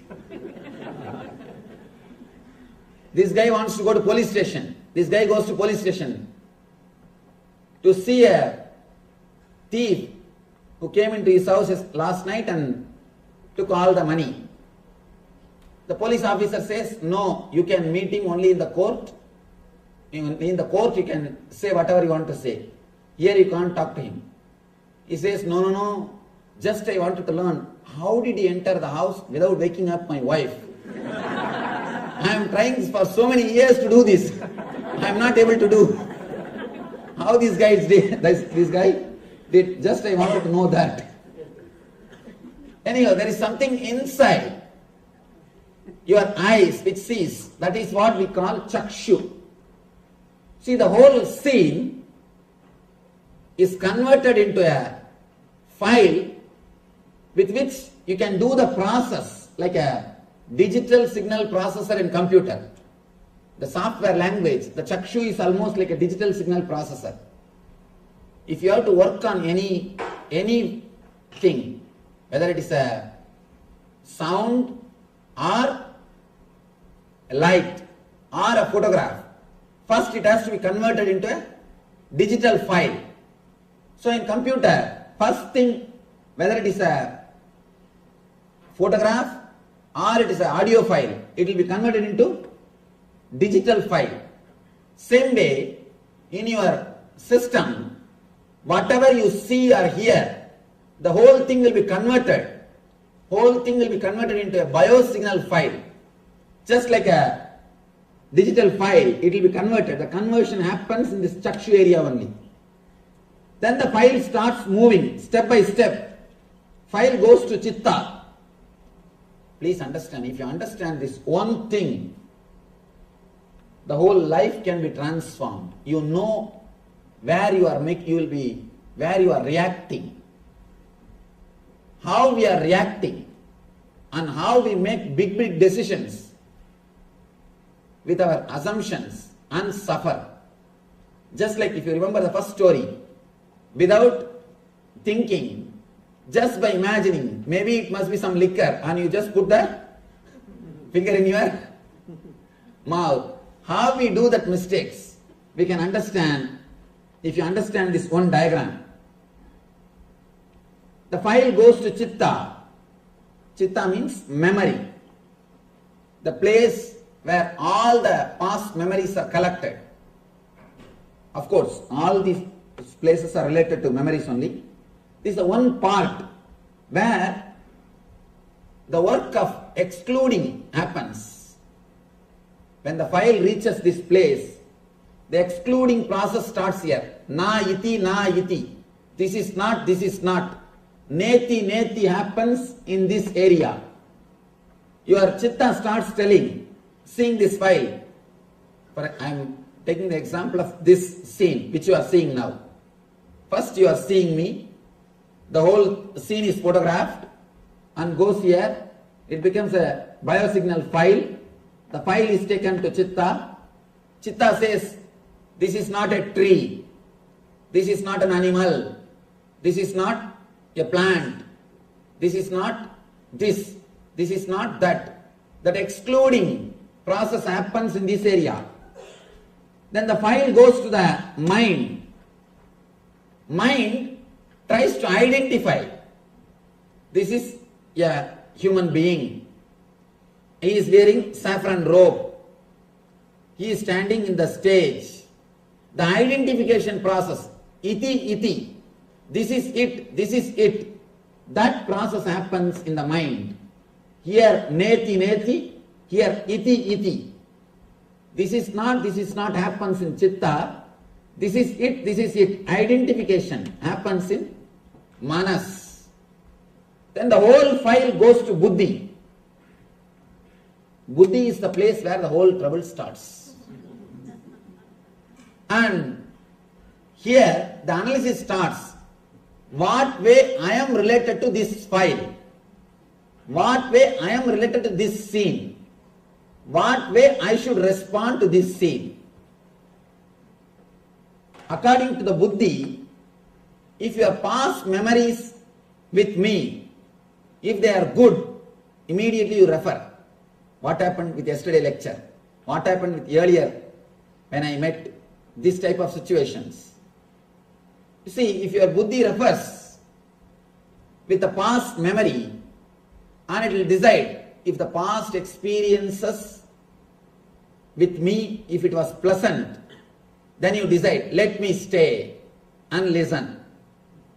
If the past experiences are not pleasant, if you felt boring, then you say, this is not the place for me, let me go. If you take like a straight decision, then it's okay. But the problem is, if you had some problem with some other person who was wearing the saffron robe, that engram will be there. You will not even bother who is this person. You will just bring that to your memory. No, with that Swami I suffered like this. With this Swami I suffered like that. You will just bring a generalized memory and you will decide based on your past collected samskaras.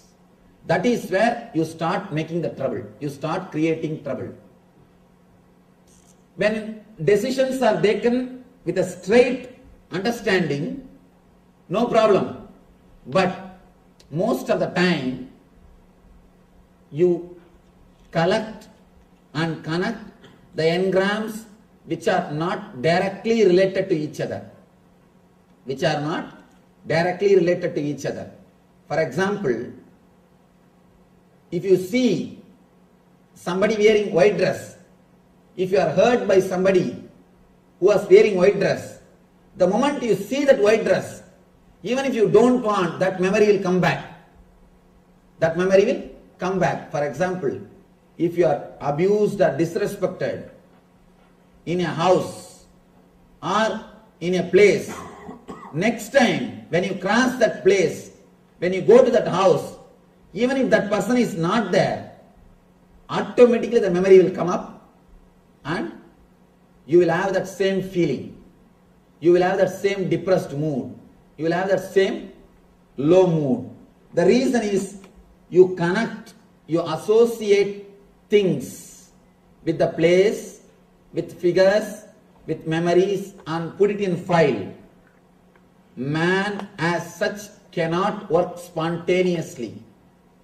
So he has to take some system, some method, some way to reduce his processing work. Naturally, he opts for some way of arrangement of his memories.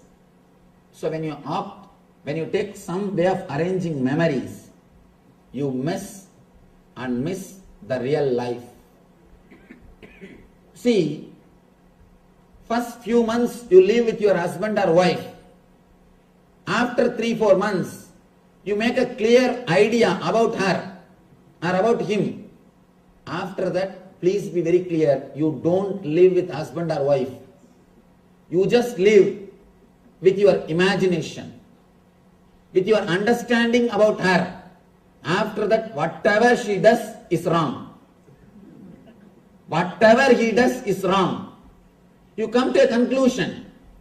If at all there is something right, you say, by mistake I think you did these things. By mistake you did this right. By few months you come to a conclusion about the other person. You create an engram. And after that, whatever he or she does, you look through that engram, through that engraved memory. Only first few days, you are ready to respond spontaneously. You are ready to respond spontaneously. The problem is, even in the first few months, you already have memories of your friends' experiences. My friend is tortured. My friend's wife used to torture him. My friend's husband used to torture her. You have the collected memories of your friend's files. And the moment your wife starts doing something which will not be anywhere related to that memory, immediately you project that. Especially movie. If you have seen some mother-in-law, some daughter-in-law, some mother-in-law who is rude, cruel, if before your mother-in-law starts even a single word, just by her body language, you will come to a conclusion. I think she is going to torture me. When you have collected memories, you never react spontaneously. You never act. All your decisions are clearly predestined. Please understand, again and again people ask me, Swamiji, our life, is it predestined or free will? Please understand, the more engrams you have, more your life is predestined. Because you will go only in the same route. The less engrams you have, your mind is, your life is, you will have more freedom. The number of samskaras will decide whether you will have free will or your life will be destined. For example, the file travels to ego and ego gives the decision. and you execute it. If there are more engrams, when the file travels every table, each engram is a table. Each engram puts a signature and writes his opinion. One engram, for example, the same example let us take. You seeing me and are you being here? One engram says, no, I had some Swami in my life. He was a blessing. He helped me so much. I think I should sit here. This engram signs, yes, we will sit here. The next engram, no, I read in newspaper, the Swamis do this, do that. There are enough of stuff which goes on, especially in India, abusing Swamis is a fashion. And especially South Indians.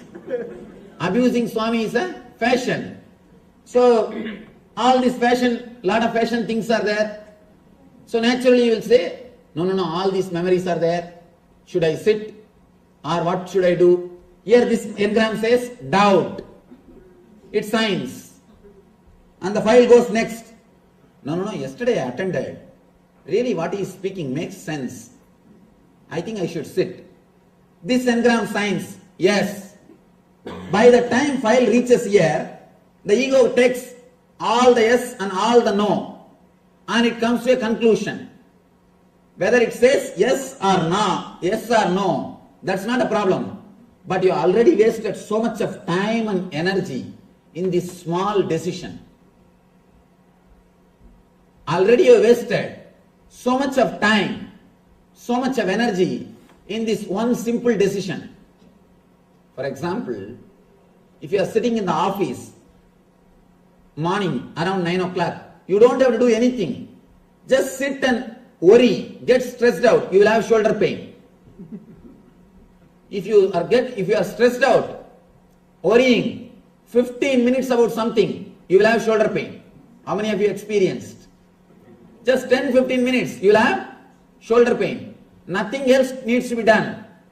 Just simple worrying, simple decision making, you will have shoulder pain.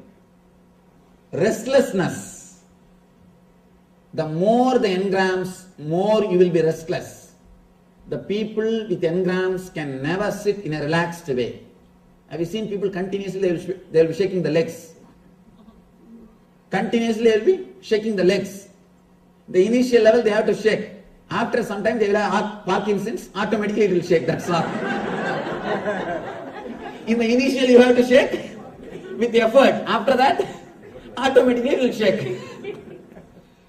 The stress, people with stress cannot sit quietly.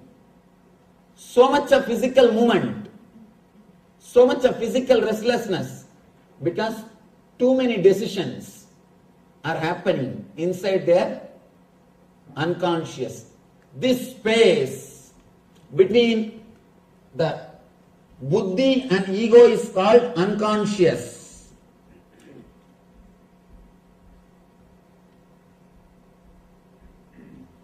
This space is called unconscious. Because you will not know what is happening in this space. You will not know how many tables are here. This is like a government office, Indian government office.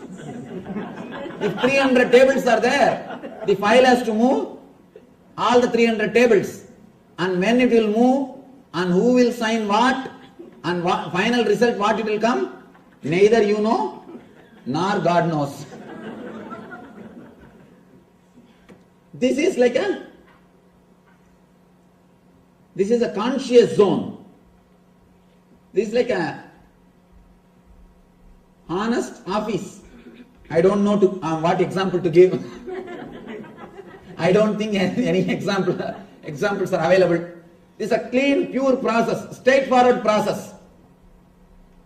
Here, there is no politics happens. A straightforward process. Here, all the politics starts. For example, according to the data collected and processed in this level, you know smoking is injurious to health. According to the simple, straightforward data, you know smoking is injurious to health. But when time comes, suddenly you decide, let me smoke. How the file takes a quantum leap. How the destiny is totally changed. When the file travels in this area, here there are engrams which says, no, last time when I smoked, I really felt good. I felt relieved from all the stress. Actually, if you want to get rid of any stress, instead of smoking, have a tight shoe. Because the tight shoe, when you have a tight shoe, all other worries will be forgotten. You will forget all other worries. Smoking and having tight shoes is one and the same. By smoking, you are trying to forget. By creating bigger problem, you try to forget the smaller problems. The same logic with the tight shoes also. Have tight shoes. Automatically, you will forget all the smaller worries.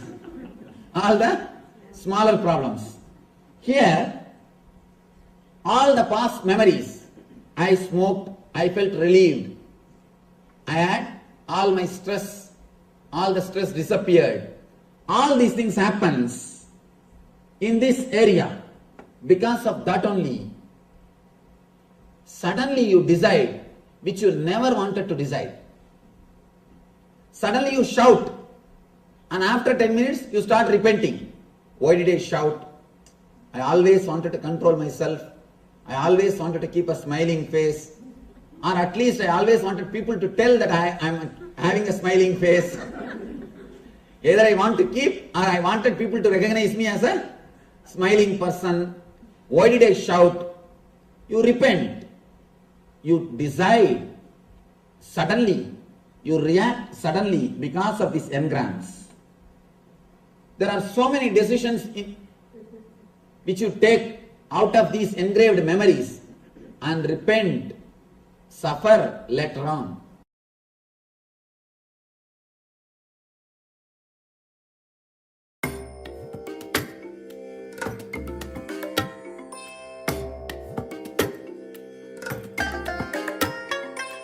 I bless you all.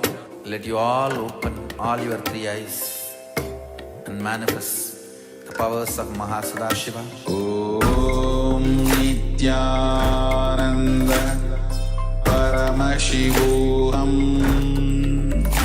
Om Nityananda Paramashivoham. Om Nityananda Paramashivoham. Om Nityananda Paramashivoham. Om Nityananda. Yes, welcome back from those wonderful revelations by the Supreme Pontiff of Hinduism on how karma is created.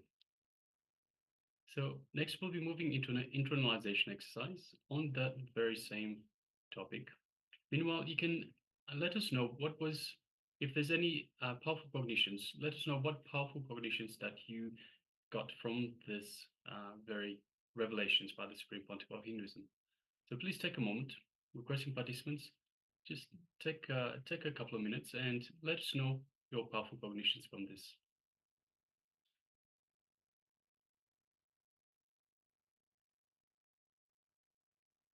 So aren't you beautifully mentioned earlier today that if you just receive powerful cognitions, but you don't record them, you don't put them to use, then they will just disappear. You will just simply forget these powerful cognitions, and it will be almost like you didn't receive them in the first place. So now, just requesting participants, as I've requested at the start of the program, always have a notepad, and a pen with you, and note down every powerful cognition that you receive.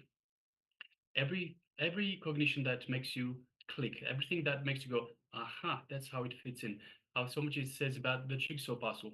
So suddenly it fits in perfectly, and it makes sense. So these are the powerful cognitions. And by writing down the powerful cognitions and reviewing these powerful cognitions from time to time, again and again, keeps them fresh in your mind. And more than that, you need to apply these powerful cognitions in your life. You need to apply these powerful cognitions to make them part of your lifestyle. Then you will see a real change in your life. So just requesting everyone, just take a few moments, and write down some powerful cognitions that you received from this revelations by the Supreme Pontiff of Hinduism.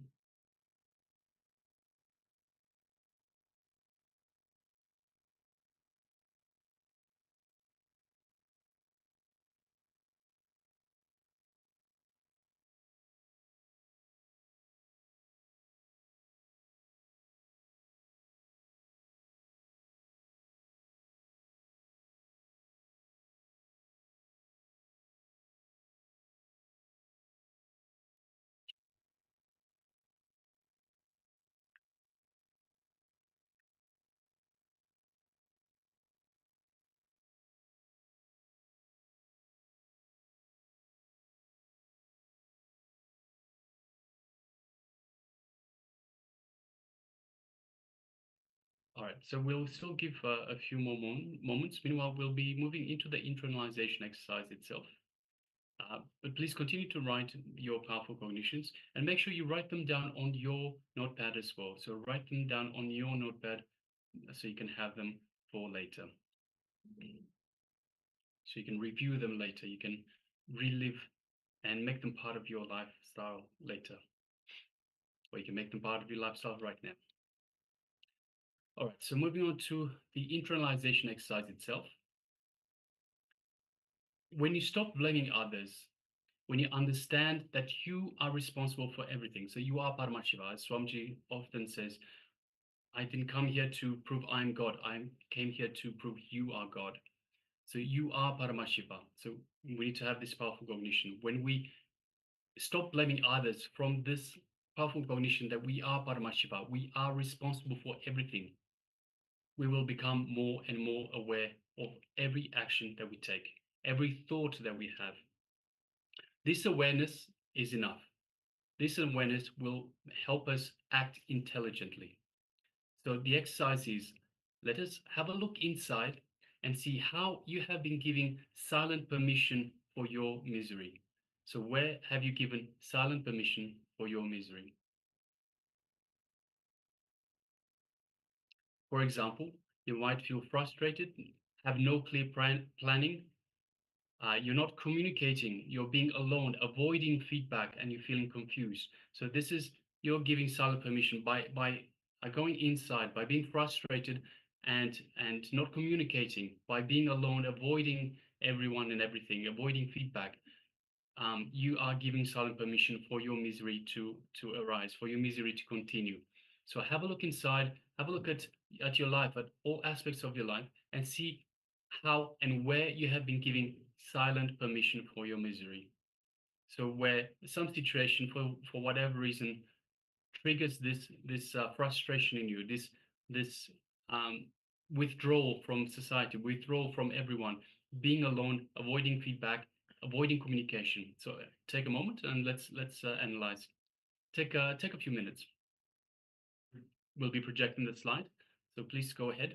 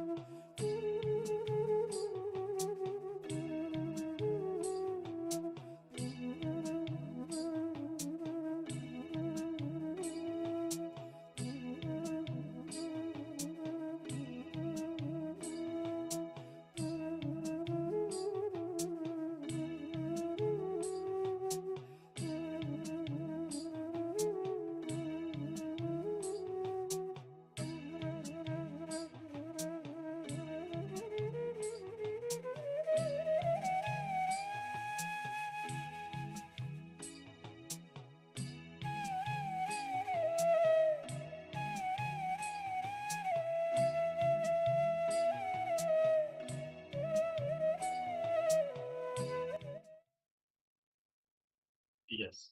Now relax.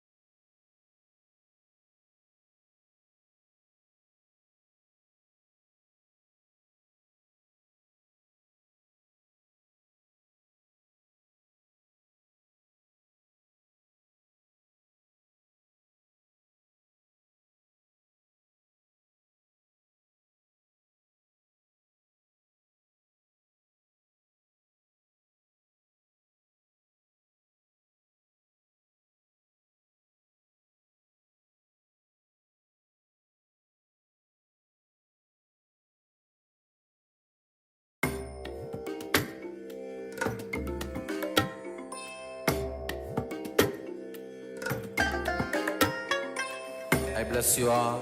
Let you all open all your three eyes and manifest the powers of Maha Shiva. Om Nityananda Paramashivoham. Om Nityananda Paramashivoham. Om Nityananda Paramashivoham.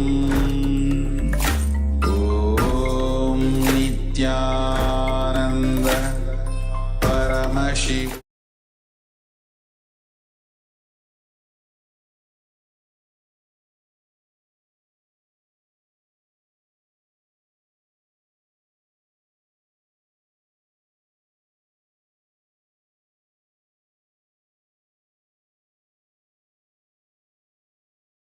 Paramashivoham.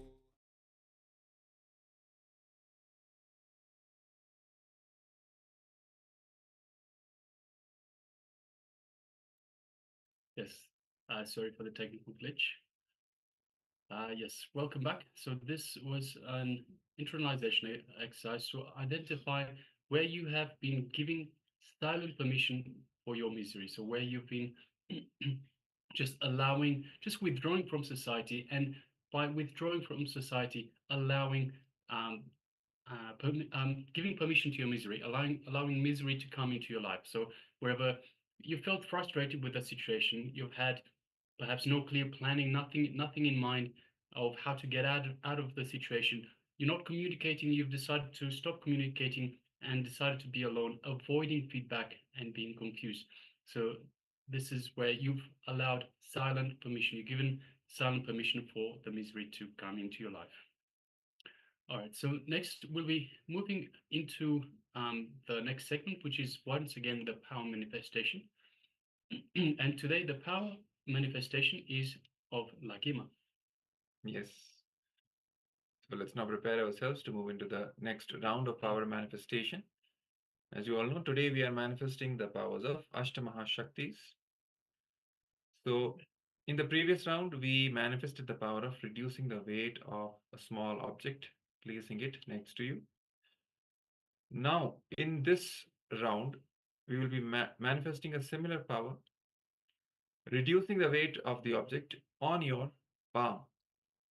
So let's all a small object which we can place comfortably on our palms, and then manifest the power of reducing the weight of the object.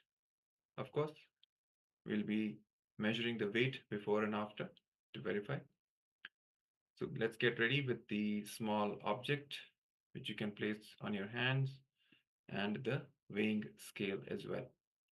And once again, requesting participants, please make sure you record the entire power manifestation. So record from the measuring of the weight of the initial object, the initial weighing of the object, to the power manifestation, to the second weighing of the object itself. So requesting participants, please take a recording of the entire process, so that way we can have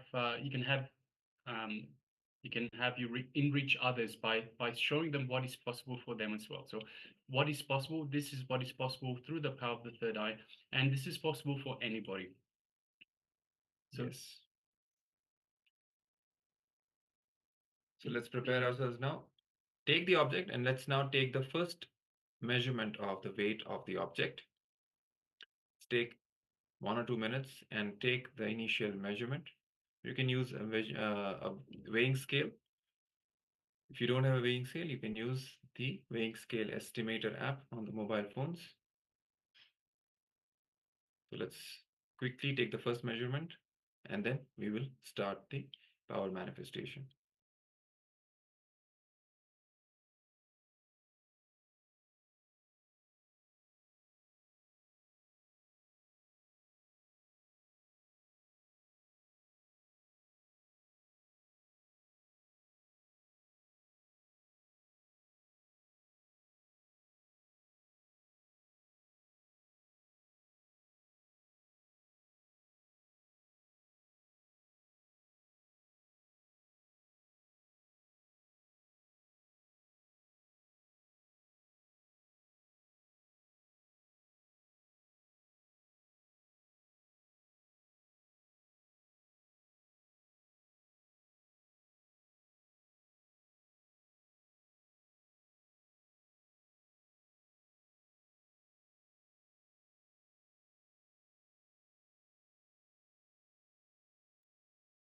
All right.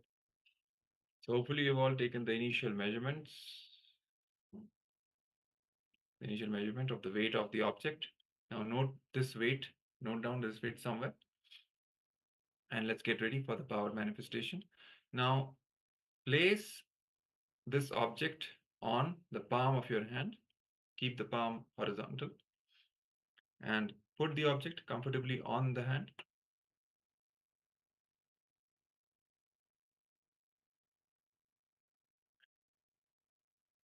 Now start chanting the Mahavakya, Om Nityananda Paramashivoham. Sit absolutely unclutched,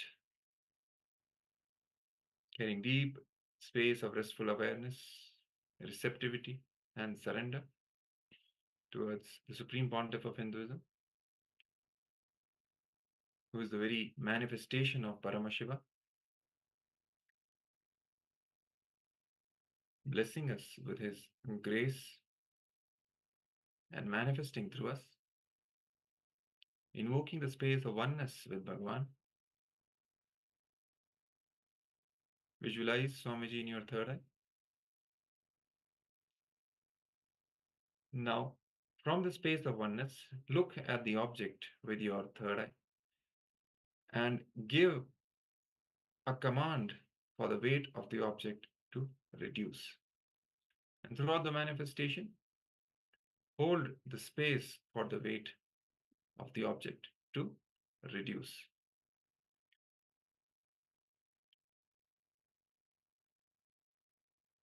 So let's start chanting the Mahavakya loudly from your navel.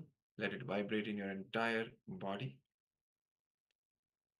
Om Vidyananda Paramashivoham. Om Nityananda Paramashivoham. Om Nityananda Paramashivoham. Please continue chanting the Mahavakya and let the power manifestation begin.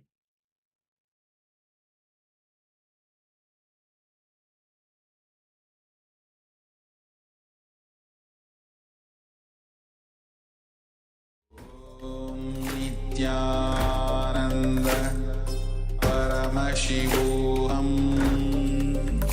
Om Nityananda Paramashivoham. Om Nityananda Paramashivoham. Om Nityananda Paramashivoham. Om Nityananda Paramashivoham. Om Nityananda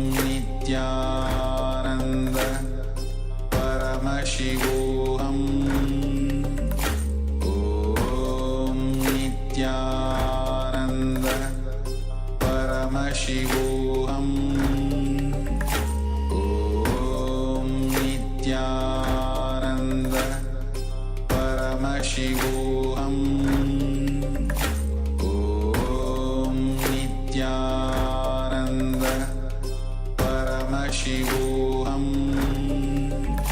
Om Nityananda Paramashivoham.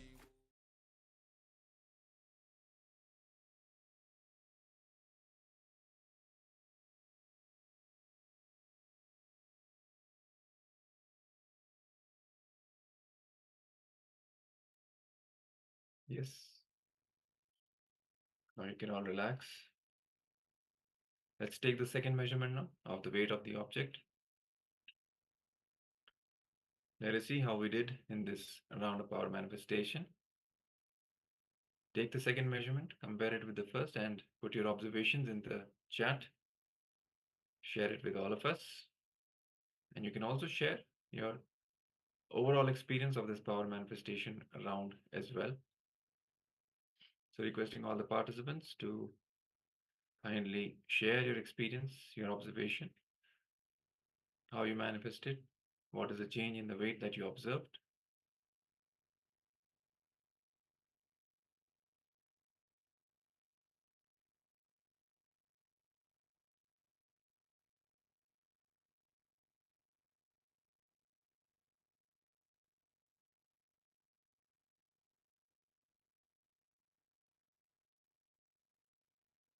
Yes, and also requesting the participants that have got the camera switched on, but they're not in front of the camera. So we have Ma Ananda Lakshmi, Ma Kaylee Wang, Ma Lichika. Actually, Ma Lichika, your screen is totally black.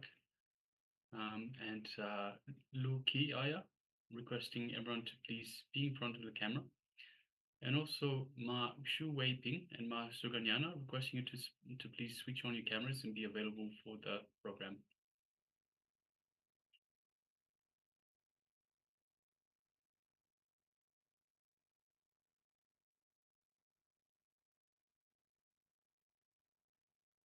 Yes, so let's take the second measurement and you can then share your observations in the chat.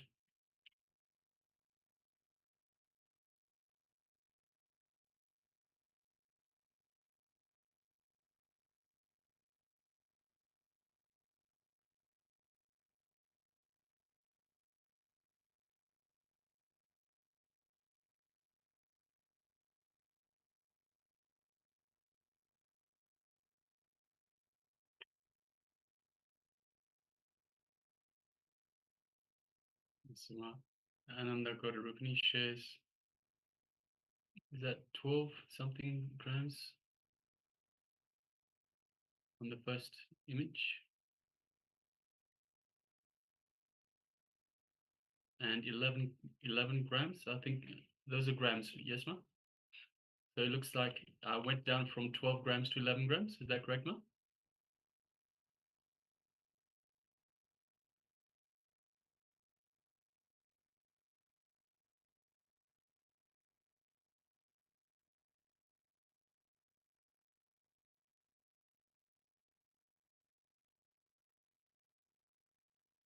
Yes, I think Ma Ananda Gaurarupani is sharing a couple of images, one with 12 grams and another one with 11 grams. So the power manifestation is occurred, reducing the weight from 12 grams to 11 grams.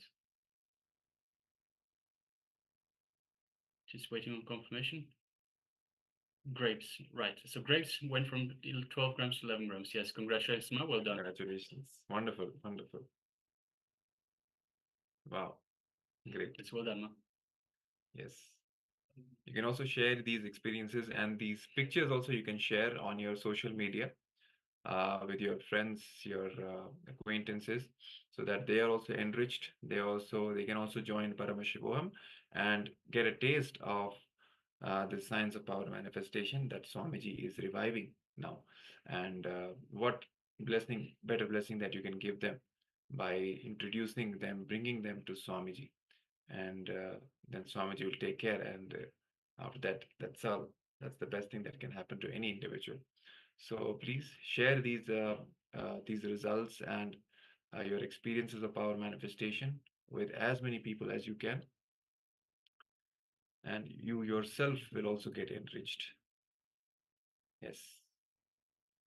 So this brings us to the end of this power manifestation round. Thank you. Thank you for participating. And we request all the other participants also to get actively involved in the power manifestation rounds.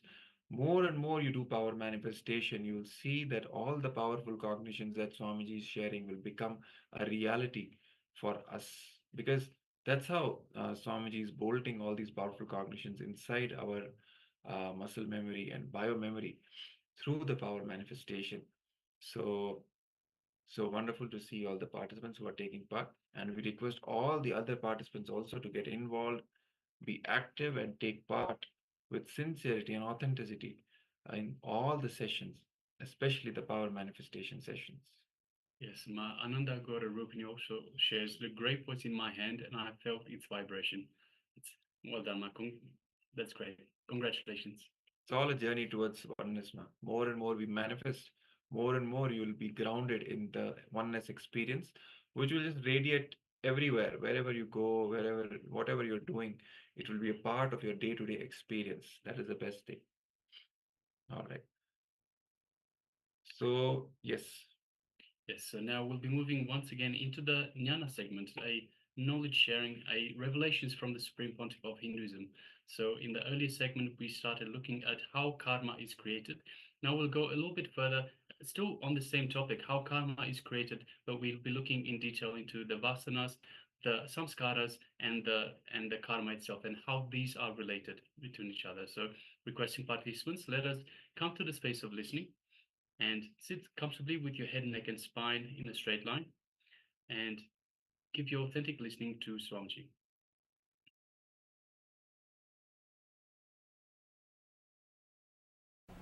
Welcome you all with my love and respects.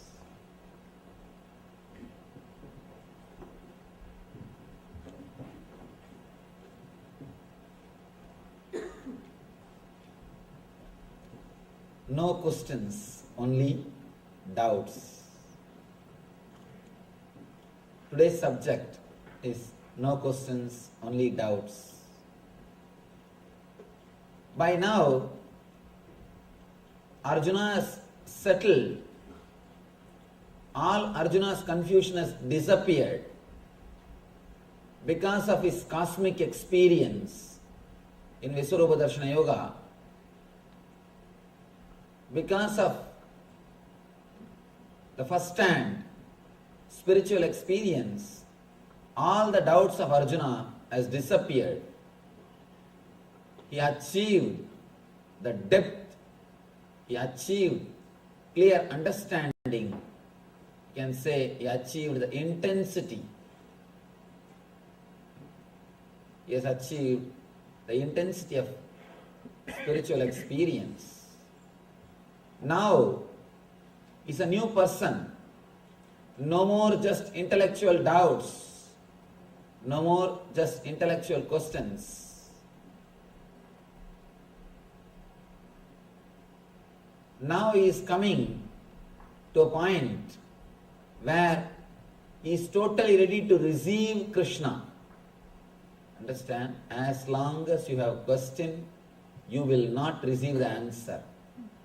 Question is just defending yourself, defending your prejudice, defending your understanding. Doubt means person who is ready to digest the master, who is ready to receive the master, who is ready to imbibe the master. Whatever words comes out of him is doubt. Doubt makes master to express himself. Question makes master to close himself. Question is violence. Of course, almost all questions are violent. Please be very clear. The words which you express can be categorized into two. One is question, another one is doubt. Question means violent, arrogance. Just to express you know something or to defend what you know is truth. Most of the time, people question just to show that they know something. that they know something. I have seen people coming and asking me big statements, sentence. Swamiji, that Brahma Sutra says Brahman is beyond comprehension, Brahman is beyond understanding, Brahman is beyond the intellect. Is it not right? You can see this very question says, all he wants to know, all he wants to do is, he wants to show. He read Brahma Sutra and he understood, that's all. This statement, the whole thing is not a question. There is no question in it. The question without quest is question. Question with quest is doubt. Question with quest is doubt. Doubt without quest is question. Now Arjuna has come to a understanding. Because of his first-hand experience, he has come to the level of doubt. No more questions. He is not asking what is more beneficial for me.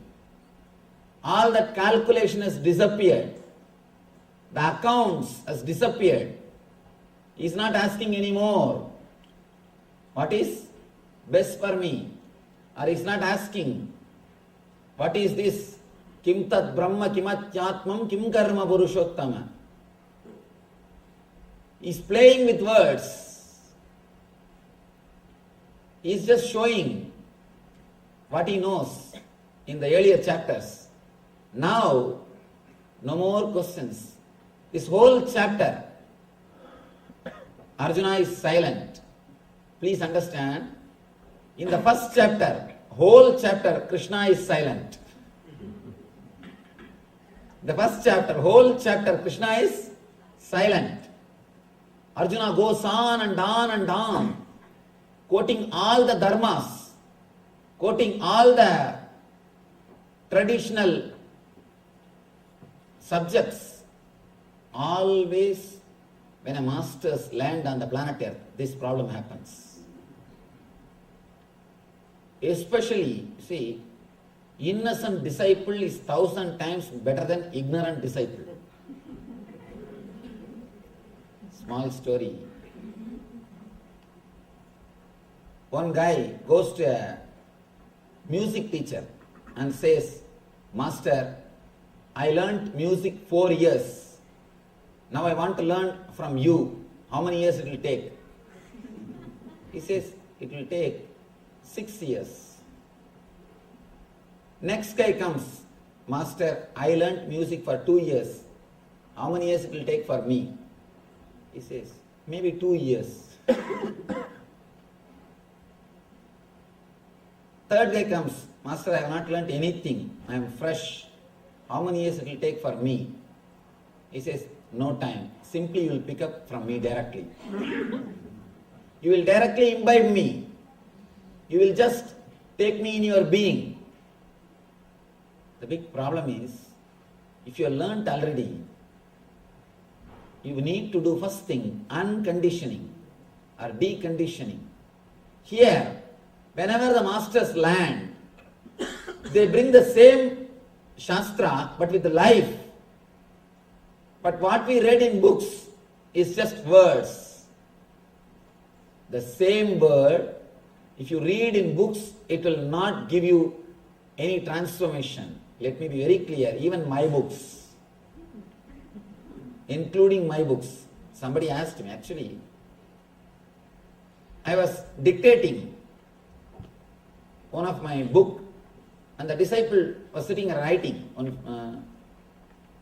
Person who is helping me, he was sitting and writing. Suddenly on one spot he stopped me. Swamiji, please tell that statement clearly, I am not able to understand. I gave that statement clearly. Then he said, Swamiji, what is this? Just 3 chapters ago you made another one statement, now it is contradicting. It will confuse people. I told him, write what I say. Don't talk more. Then he asked me, If I myself get confused, naturally people will get confused. Then I have to tell the truth. What for you think I am writing books? To tell you honestly, let me be very clear. Books are just to create little confusion so that you will start searching. You will start seeking the truth in reality. No book can give you the truth. Books are created just to create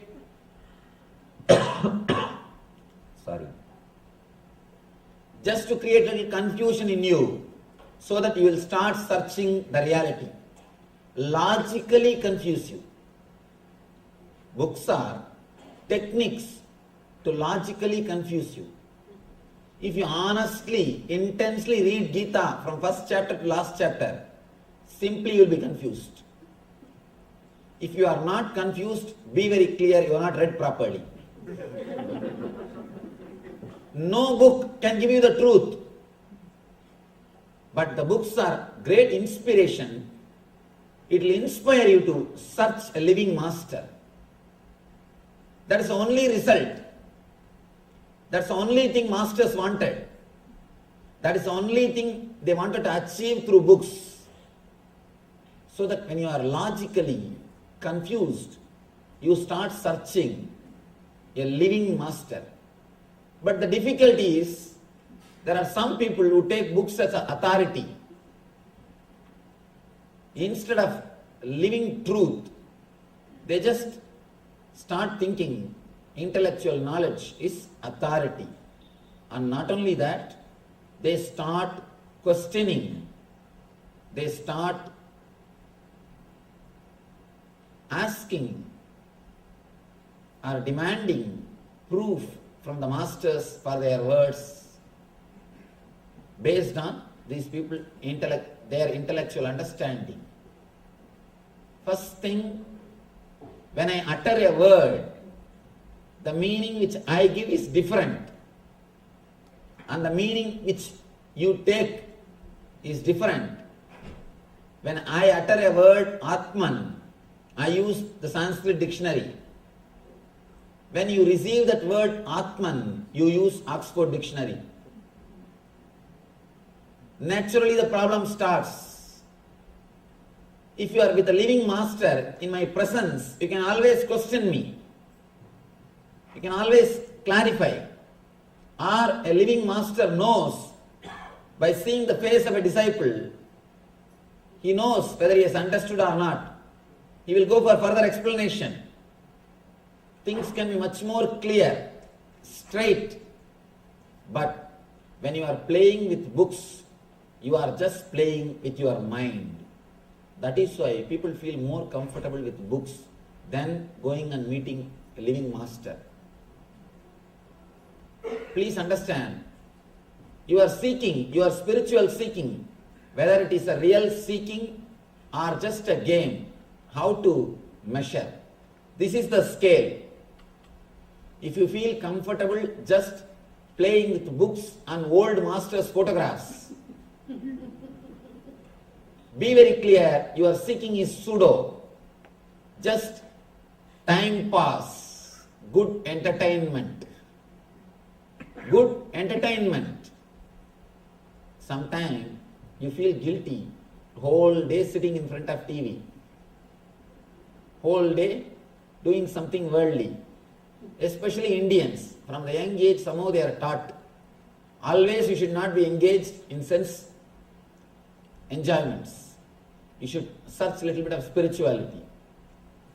So once in a while you get some book, some old master's photograph, and you try to play with both of them. Be very clear, it is pseudo. If you are honest, intense, you will feel deeply connected or more in tune, feel happy, feel settled with a living master. Find out whether your search is honest search or just entertainment. That's the first thing we need to do. Here, Arjuna has come to a level of maturity where No more intellectual questions, only doubts. Doubts are really great. Doubts are just a clear sign. You express, I am here to receive you. You put a big green signal. Doubts are green signals. Questions are red signal. With question, you just defend the master. You tell him, stop. Enough what you are speaking. First, reply for this. You try to bring the old intellectual words to defend the living energy. One more thing, when we can't practice, again, we question the authority of a person who is speaking. Here, Arjuna did everything. First, in the second chapter itself, the moment Krishna started speaking about the Atman, Nainam Chindanti Sastran, Nainam Dagati Pavakaha, immediately Arjuna is asking, Sthita Prajnasya Kavasha. How an enlightened man will speak? Tell me the truth. What for he is asking? He wants to measure. With that scale, he wants to measure the Krishna, whether he is enlightened or not. It starts with violence, with questions, slowly, slowly, slowly. In the 9th chapter, when Krishna revealed the Rajavidya, Rajaguhyam, the ultimate secret that existence is intelligence, cosmic universe is intelligence, the doubts are cleared. The questions slowly started settling. Next, when he heard the glory of Krishna, slowly the love started happening. When Krishna showed the cosmic form, he experienced the truth. He experienced the truth. In the 9th chapter, intelligence started. In the 10th chapter, the devotion started. In the 11th chapter, being, the energy, experience happened. Now, almost all the questions have disappeared. Ramakrishna says beautifully, in a marriage ceremony, before the food is served, people all will be sitting in a row and talking. What is going on? What is happening? How much dowry was given? And what all the puja, what all the vessels they made? What all the jewelries they made? What is happening? All the talks will go on. Once the food is served, slowly the sound will reduce. Once the curd rice is served, only you will hear the sound chup, chup, chup, that's all. Nothing else. Only the sound of eating will be heard. Ramakrishna says, till you receive the experience, as long as you are reading the menu card, means only books, the talking, noise, sound will continuously go on. Once you started the experience, all the sounds will disappear. You will have only small, small sounds which expresses your experience. Nothing else. Here, first thing, Arjuna has questioned the authority of Krishna and got cleared. Then he is questioning, what is beneficial for me? The accounts mind. First resistance, then indifference, now acceptance. All that accounts mind has disappeared. You should understand one thing. Person who is creative, person who is Brahma, the energy of Brahma, the energy of creator is different. The person who is accounting, continuously doing calculation is totally different. Architects are creators, engineers are accountants. Architects are creators, engineers or accountants. Engineers may have money, but architects will have a tremendous satisfaction that they have created. When you create something, you become God. That is why the creativity gives you such a deep satisfaction. Nobody can create except God. Only God can create. If you are creating something, at that moment you are experiencing godliness in you. Please be very clear. Nobody except God can create.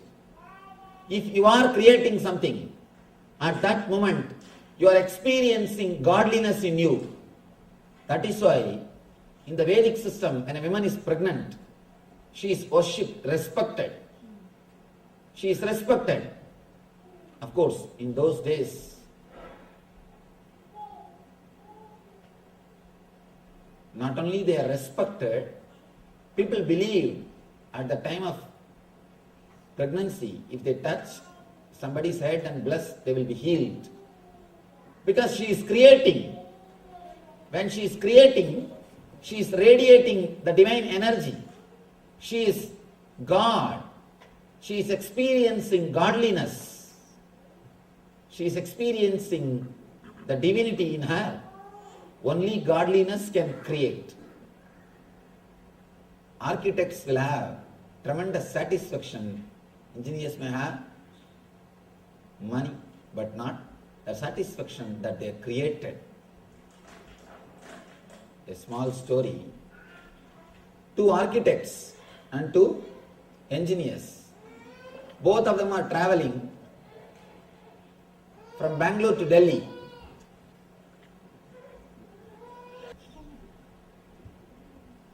Two architects and 2 engineers.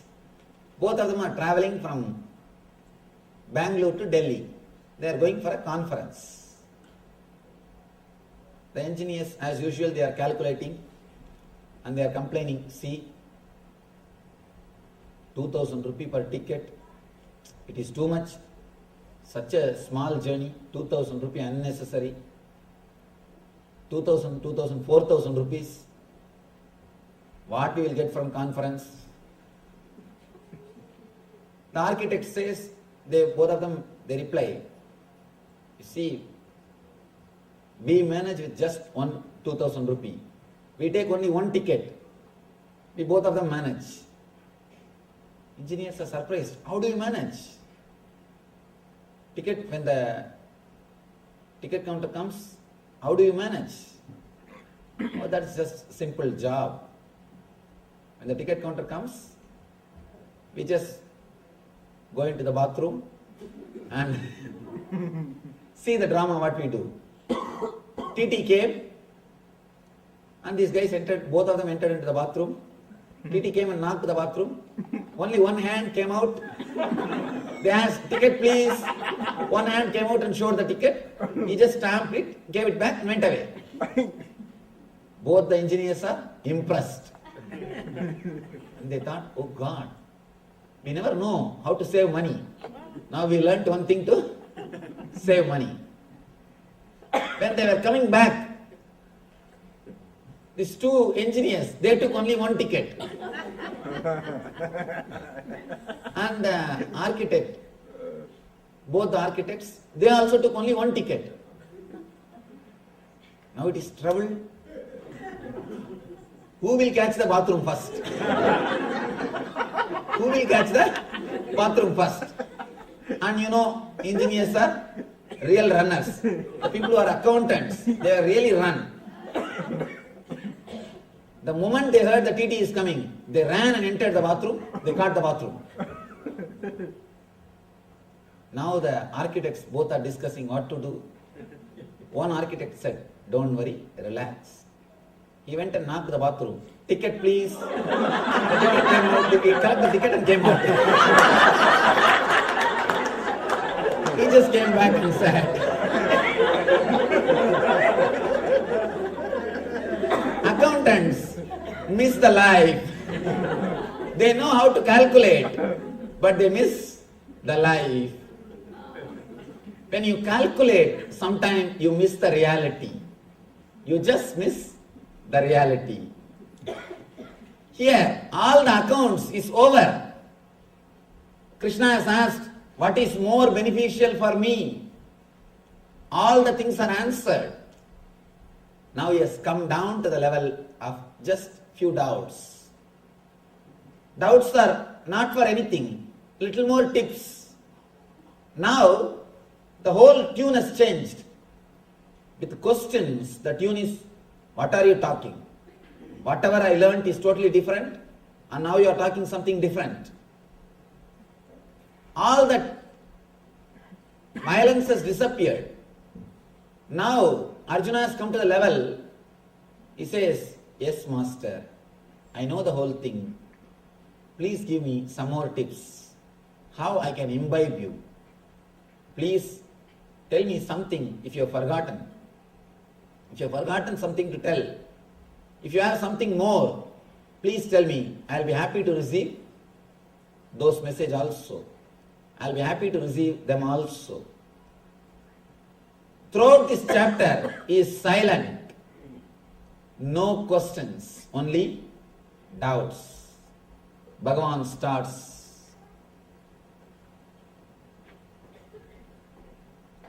Sri Bhagavan Uvacha Urdvamula Madaschaham Asvattam Brahuravyayam Chandam Siyasya Varnani Yastam Veda Savedavit. Bhagavan says, it is said that there is an imperishable banyan tree that has its roots upward and its branches down, and whose leaves are Vedic hymns. One who knows this tree is the knower of the Vedas. Now he is coming to the causal body. If you attended yesterday's discourse, you will be able to understand, because Krishna continues from the last chapter. Next, all the 3 chapters are completely connected to each other. Last chapter and this chapter, next and next.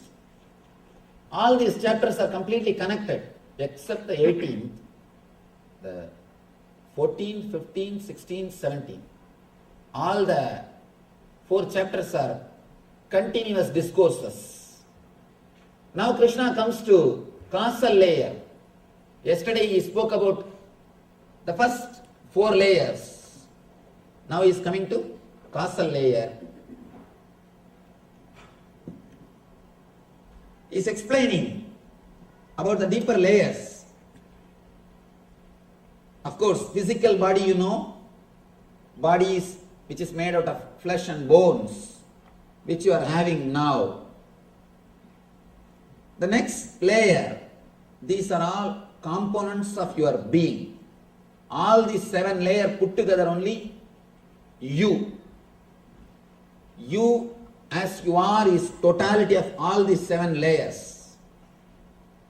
The second layer, pranic body, is filled with desires.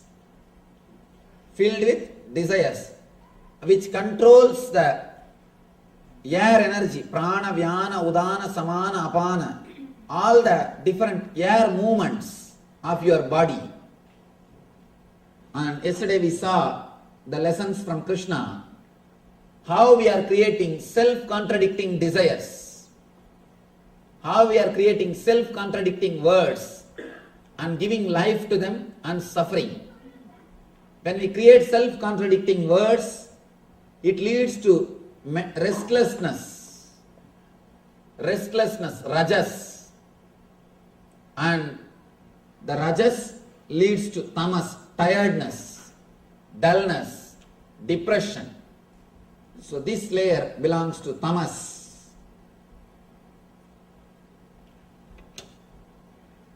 The second level, this is sattva.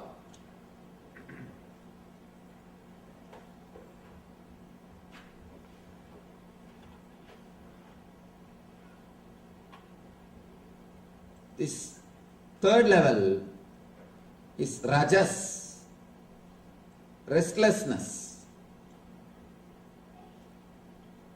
The fourth level is tamas.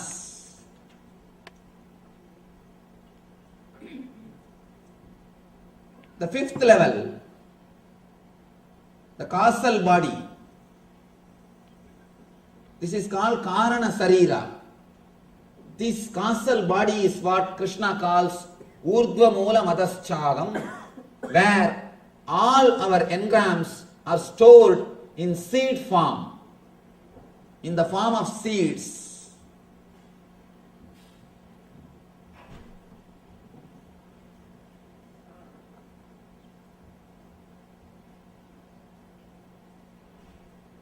Every day,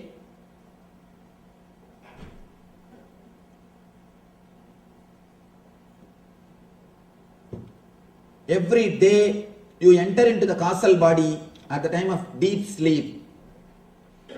When you sleep, when you fall asleep beyond dreams, not when you dream, when you fall asleep beyond dreams, at that moment you fall into the causal body, the fifth layer of your being.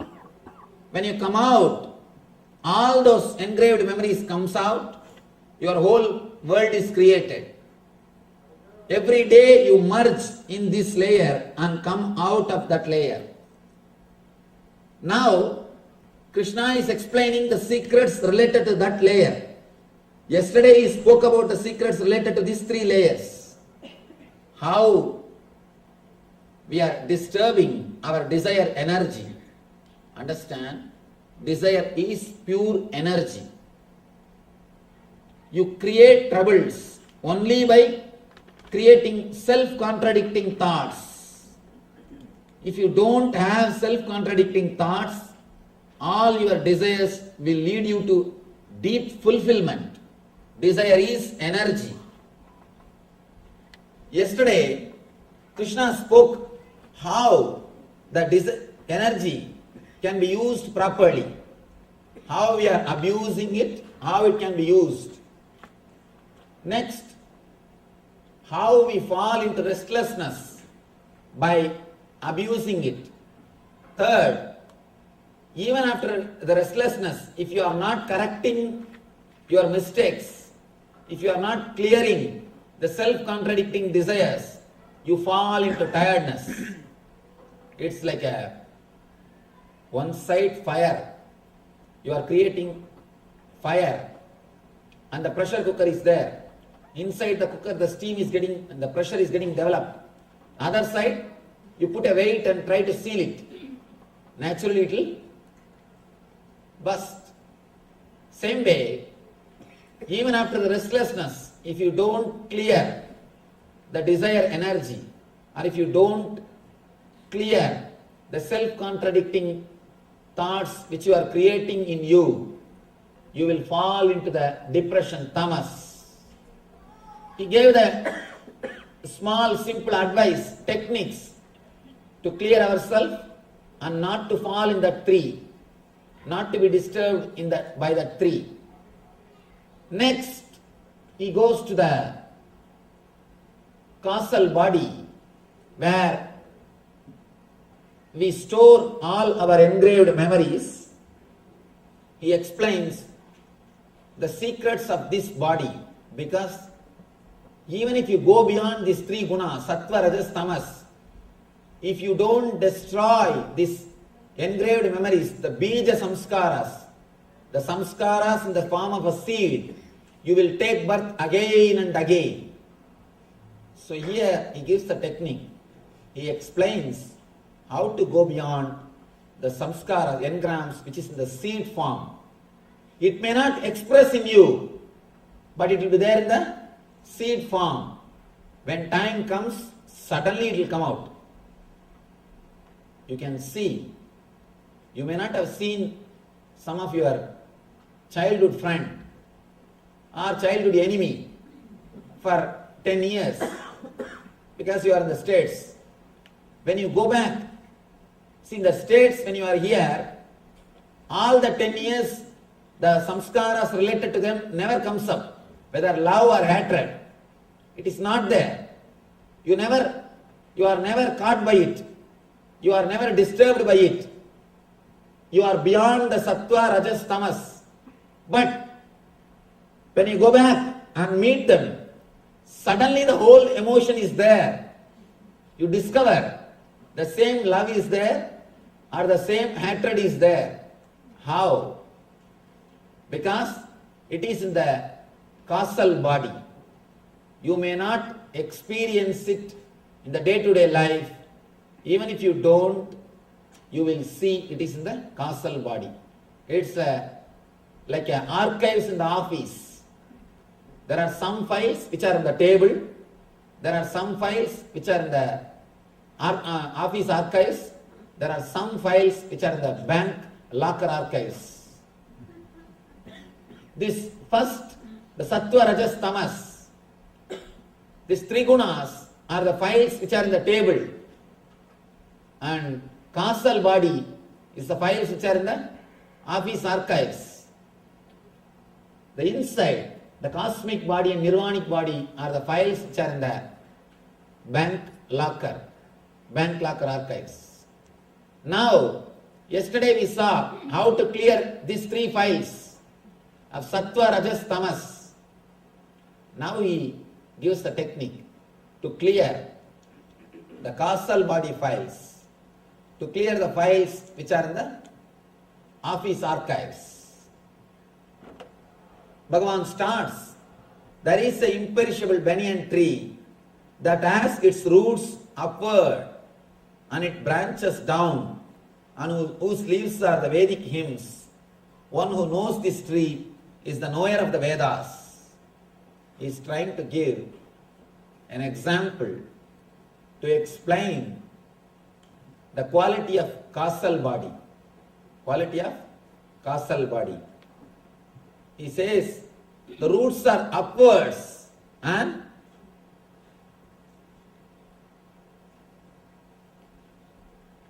branches down. Why he says roots are upwards and branches down? Please understand. He says roots are here, branches are here. Because for any tree, if it has to grow, it will take water through roots. It needs support from roots. Roots only decide the strength of the tree. Roots are going to decide the way in which the tree is going to live. The physical body, whatever you are taking through physical body, that only is going to decide the depth of causal body.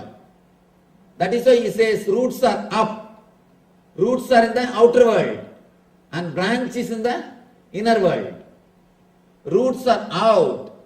Whatever you take through five senses, that is the water or strength for the causal body. Causal body is, here he says leaves, and here he says root. The tree is upward. Tree is topsy-turvy. Whatever you take through the five senses from the outer world, that only is going to enrich the causal body. And an important next statement, the leaves of the tree is said to be the Vedic hymns, Veda mantras. Yesterday I was making an important statement. All the words which you continuously repeat inside your mind without your consciousness, whatever words you repeat in the unconsciousness, especially morning when you are alone in the bathroom, those words are the mantras which shows path for your life. What are the words you repeat with yourself? They are only going to decide the way of your life. Just try to analyze your mind. What are the words you repeat with yourself? When you are alone, when you are sitting with yourself, what are the words you repeat?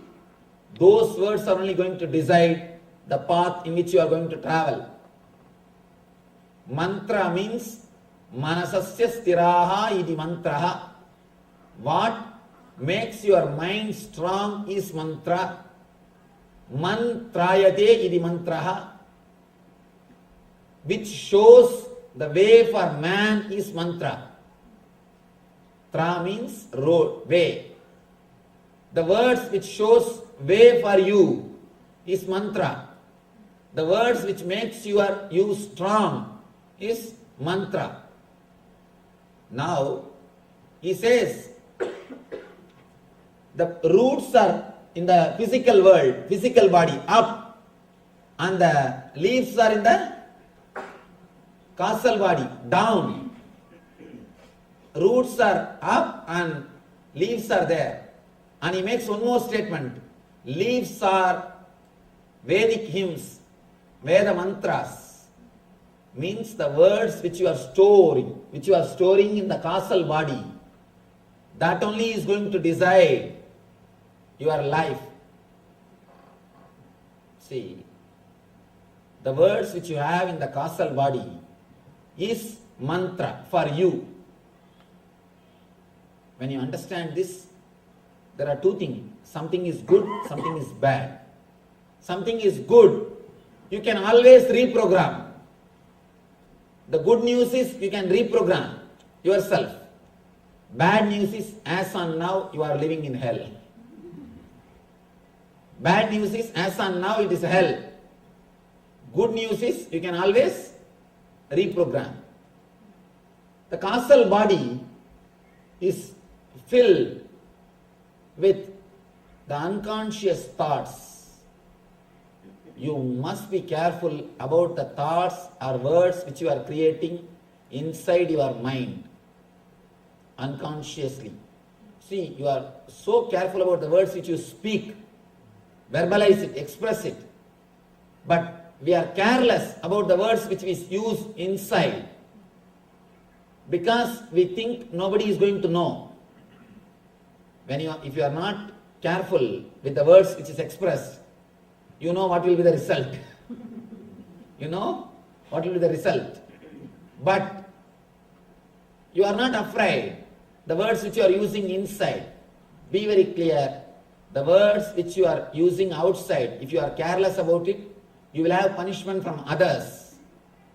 The words which you are using inside, if you are careless about it, you will have punishment from yourself. You will torture yourself. You will kill yourself. You will create more and more trouble for yourself.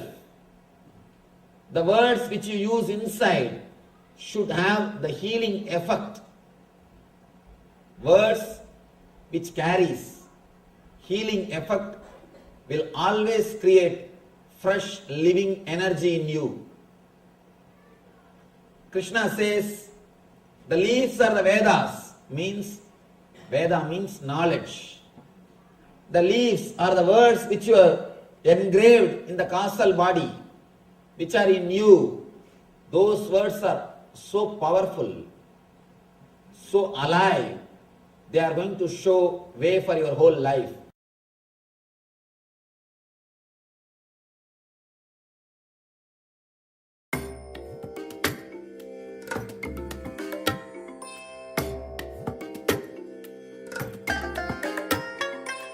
I bless you all. Let you all open all your three eyes and manifest the powers of Maha Sadashiva. Om Nityananda Paramashivoham. Om Nityananda Paramashivoham. Yes. Nityananda, and welcome back. And so beautifully, Swamiji explains about the vasanas, samskara, and karma. And now in the exercise that we'll be doing, we'll be having an introduction to the completion process. This Paramashivoham Level 1 is mainly based on techniques that Swamiji has revealed. When you move into Paramashivoham Level 2, you'll be going more deeper into the completion process. But now, as this session is also connected with the causal layer and all the engraved emotions inside, we'll be experimenting with the completion process. So Swamiji says any emotion lived intensely, simply liberates you of that emotion, be it anger, fear, or the desire to eat, or the attachment to any object or person. So there's no good or bad as such. It's all about, are you able to experience it intensely? And you can experience any emotion intensely, it will not stay in your system.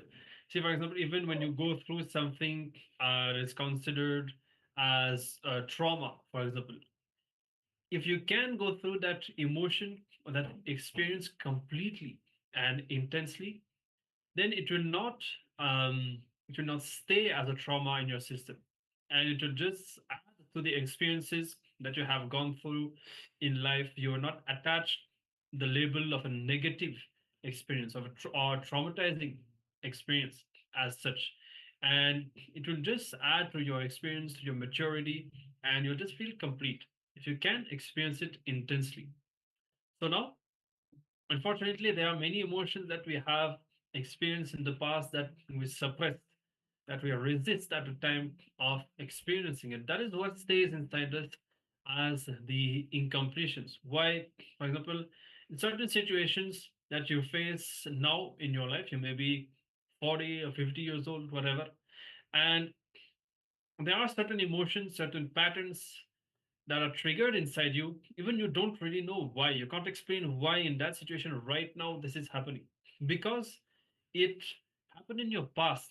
You would have resisted those emotions in the past, and now in your present, that hangover from the past experience is still there. So what we'll be doing now for the next few minutes, you're just going to focus on reliving, which means forgetting the present. You're going to go back into the past, become the person that you were at that moment, and allow yourself to experience all the unfulfilled or suppressed emotions and desires intensely and unclutch from them. Okay? So, this is what we'll be doing. And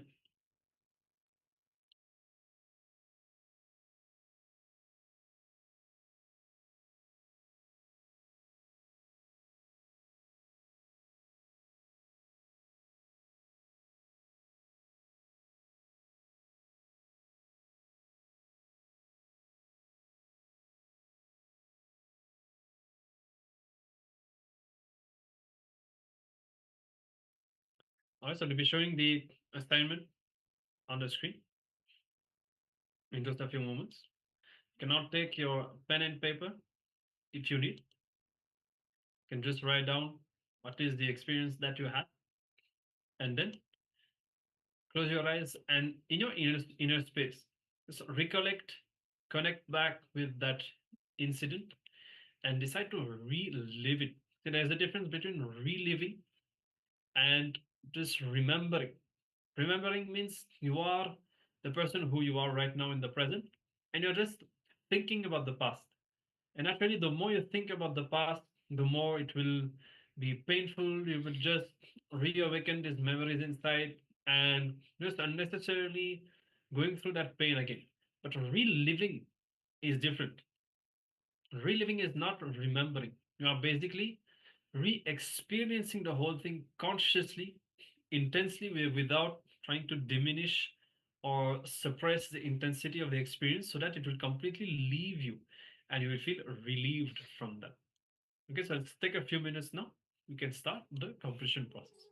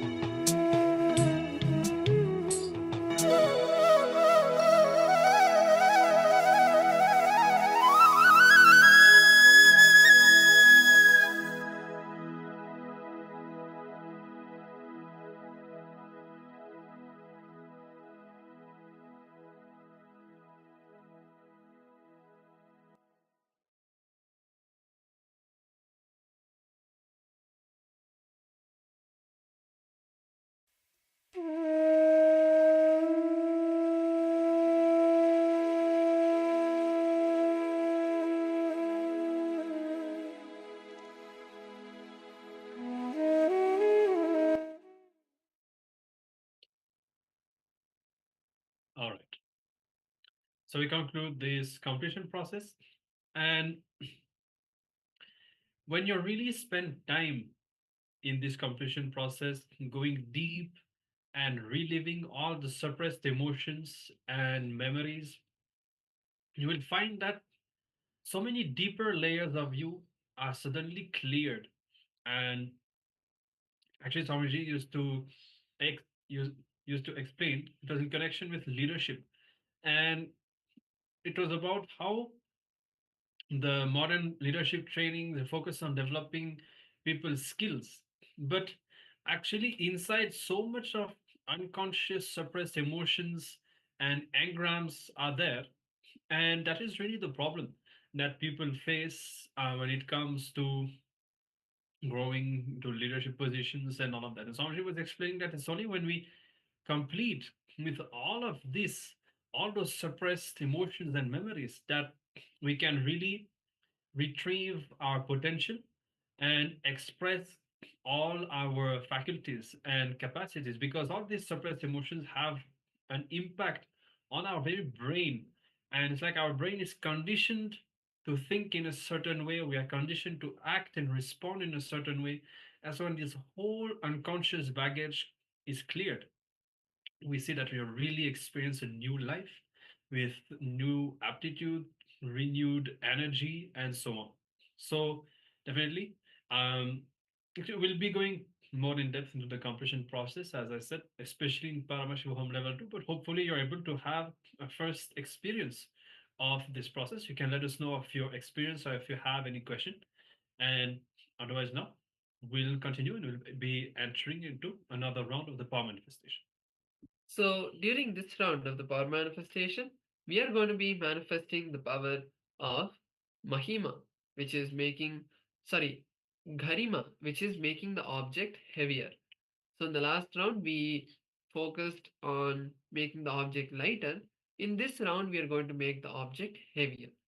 So once again, choose any particular object that you want to manifest this power on, whether it's a ring or something else, a coin, anything is fine. Take that and weigh this object. So to weigh the object, you can either use a weighing machine or you can use um, your phone or tablet. So just install the weighing scale app from the Google Play Store, and you can place your object on your phone. Your phone will be able to measure the weight of that object to a particular approximation. So after that, try to increase or decrease the weight. In this round, we are going to be increasing. So at least try to increase it by 1 gram. Actually, in the last round, Ananda Agora Rupini, she was able to reduce the weight of the object by 1 gram. So in this round, let's all also manifest this power. So first take a few minutes to weigh the object and take the base measurement. Once that's done, place the object in your palms. Take the object and hold it, and then just close your eyes. Connect to Swamiji and start intensely chanting the Mahavakya. And visualize and feel the weight of the object increasing. And then at the end of the manifestation, once again, we will be placing the object and taking the measurement. So let's begin now.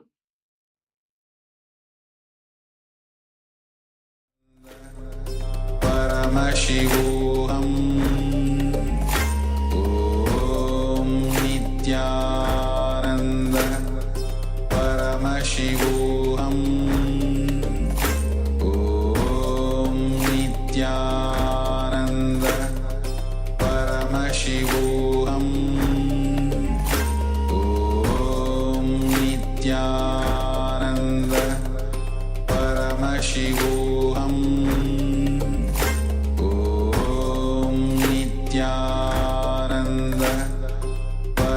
Paramashivoham Om Nityananda Paramashivoham Om Nityananda